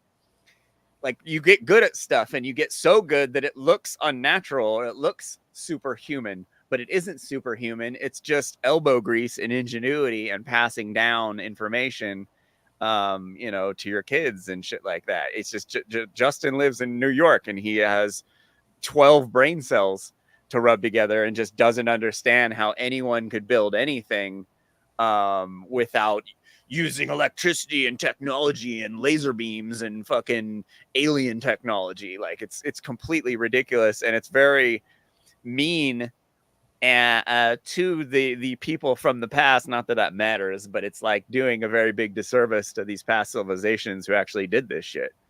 And he thinks he's all edgy over it. He's still tagging me in the dumbest shit every day. And I'm like, are you kidding me, Justin? Like, because some other guy said it's machined. He thinks it's machined. Like, dude, like you're talking about sand, like and then you look at the rocks that he's talking about, and it's like sandstone. It's like easily carvable stuff. It's not like we're out in the desert dealing with metallic stones that are like really heavy and hard, and you hit them with a sledgehammer and you don't even take a ding out of them. you know, like way harder stuff than what they have out in Egypt. Mm-hmm. And, you know, it's just, and it's like he may, you know, like these things, some of these things maybe they might maybe onto something somewhere, but it's just he does it so badly, and he has no, it's all questions, like, and he's like, it's like, dude, you're trying to emulate these other guys. You have to like do research and actually like bring information, just not post a bunch of memes with question marks and then talk shit about anyone who actually comes with some sort of substance. You come shit on them over your alien conspiracies, you know. Like it's funny because like I don't pay attention to it anymore, and I'll see you guys arguing with him and he's saying the same shit, and it's just like, yep, not engaging in that. Like he's still like, I've explained all this shit to him so many times that he is willfully ignorant. Like you have to try and be that stupid to not pick up things along the way and be like, oh, I got to change my argument now because I heard something that actually made sense. He's heard all the things that make sense and still chooses his dumb argument. So it's like, dude, you're having to work hard at that. You're burning carbs to be that dumb, you know? Yeah. Well, yeah, I mean, especially. And then it's another one of these obese guys like Lubass, you know? It's all like blocked up, saturated fat. Yeah, 300 pounds or something. Yeah, well, and so my point that I brought up to him recently was like, okay, so all he's doing is like you were saying, just sharing these different pictures and saying like, was it aliens or like who did this? And well, I pointed out, it's like, okay, so you're with the One Great Work Network. You're on Mark Passio's like The Occultist Network. So why aren't you out here like looking into these topics? Like I brought up, for instance, you know, all these great minds throughout history, there's no way that they don't have some sort of background in like mastering the arts of like kinesiology, how the body works, knowing how like how nature works, what you could do to like be more effective in working the land pretty much. So like, why not put some time into finding out how you can recreate that stuff, looking into this ancient occulted knowledge and like show it to the world so people would see you as being more credible versus just being the ancient aliens guys. Yeah. I mean, that's all he's doing. No, that's why, because he was up that one night on here and I called him out. I'm like, tell me something you've learned in the last year. And he like laughed because he couldn't tell me. And I was like, you don't even try and learn any new stuff. You're not even following Passio. You know, you're not even following these guys you emulate all the time. You just heard something once and you repeat everything they say. Like he repeats all the Larkin Rose stuff that I heard 10 years ago. You know, like you haven't continued following him. You aren't continuing following Passio, or else you'd understand what we're talking about. And you have no clue what we're talking about. Yeah. And it shows when he just repeats the same things that we've already debunked several times about like plant sentience and like all these stupid like. No, I was vegan for 17 months. He's stunted. Yeah. Incapable of learning. Like someone would have changed their story a little bit over fucking 10 years of knowing someone. You know, like he'd have a little bit different of a fucking dumbass explanation of how, you know, carnism is legit, but he doesn't. It's still the same stupid shit. And you press him on it and he can't go past that first statement because it's not a statement he made with his brain. It's something he's just repeating and he doesn't have anything to back it up. Yeah.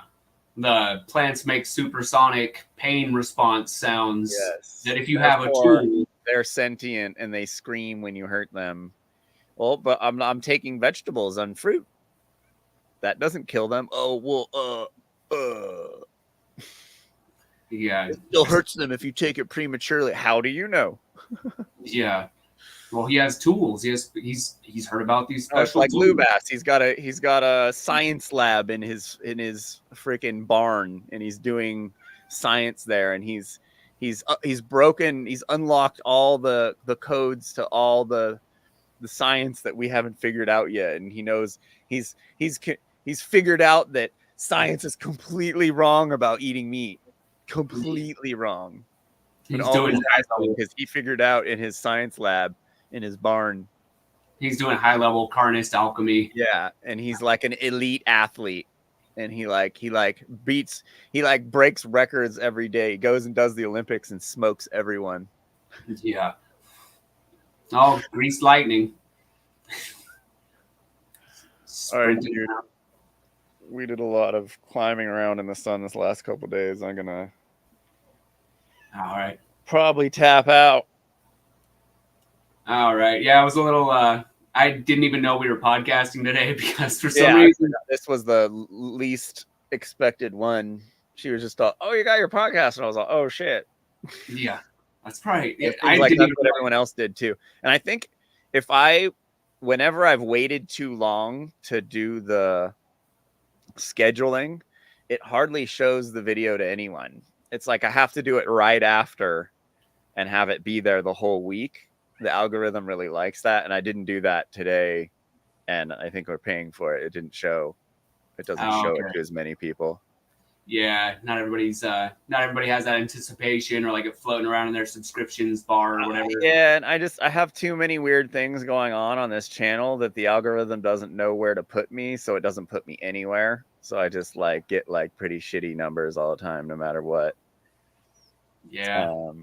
But it's consistent, and like I don't know, you can't complain if you're getting 200 views on everything you do. At least 200 on everything you do, and I get at least 200 usually. Like it used to be like, oh, I'd put something up and it would get like 6, now it's like 200. Okay, well, whatever. Yeah, we gotta do some marketing, like run some tests and see what direction we gotta go in.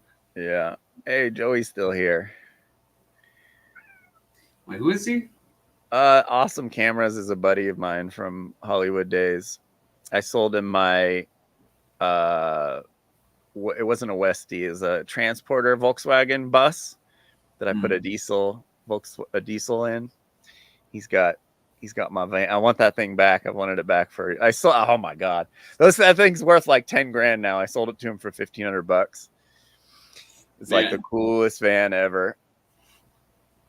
Where's Charlie Brown, Joey? Is it still at that shop? So he buys the van from me and he took it to this shop, and the shop has had it for probably 10 years now. Oh. I've asked Joe, I'm like, hey, I'll buy it back from you and I'll just go get it. And he's like, no, but it's just sitting in this shop, I think. It's that problem when like any kind of restoration project or something, it just ends up just sitting somewhere. It's like, I'll get to it one of these days. And like the shop was sold, and the project went to the new owner. Like it's the most fucked situation. It's being migrated. People don't even know where it came from. It's still 85% there. But that's cool. AAZ's sick in that van. It's a bigger turbo diesel motor. Anyway. All right, dude. Catch you later. See you in a couple weeks.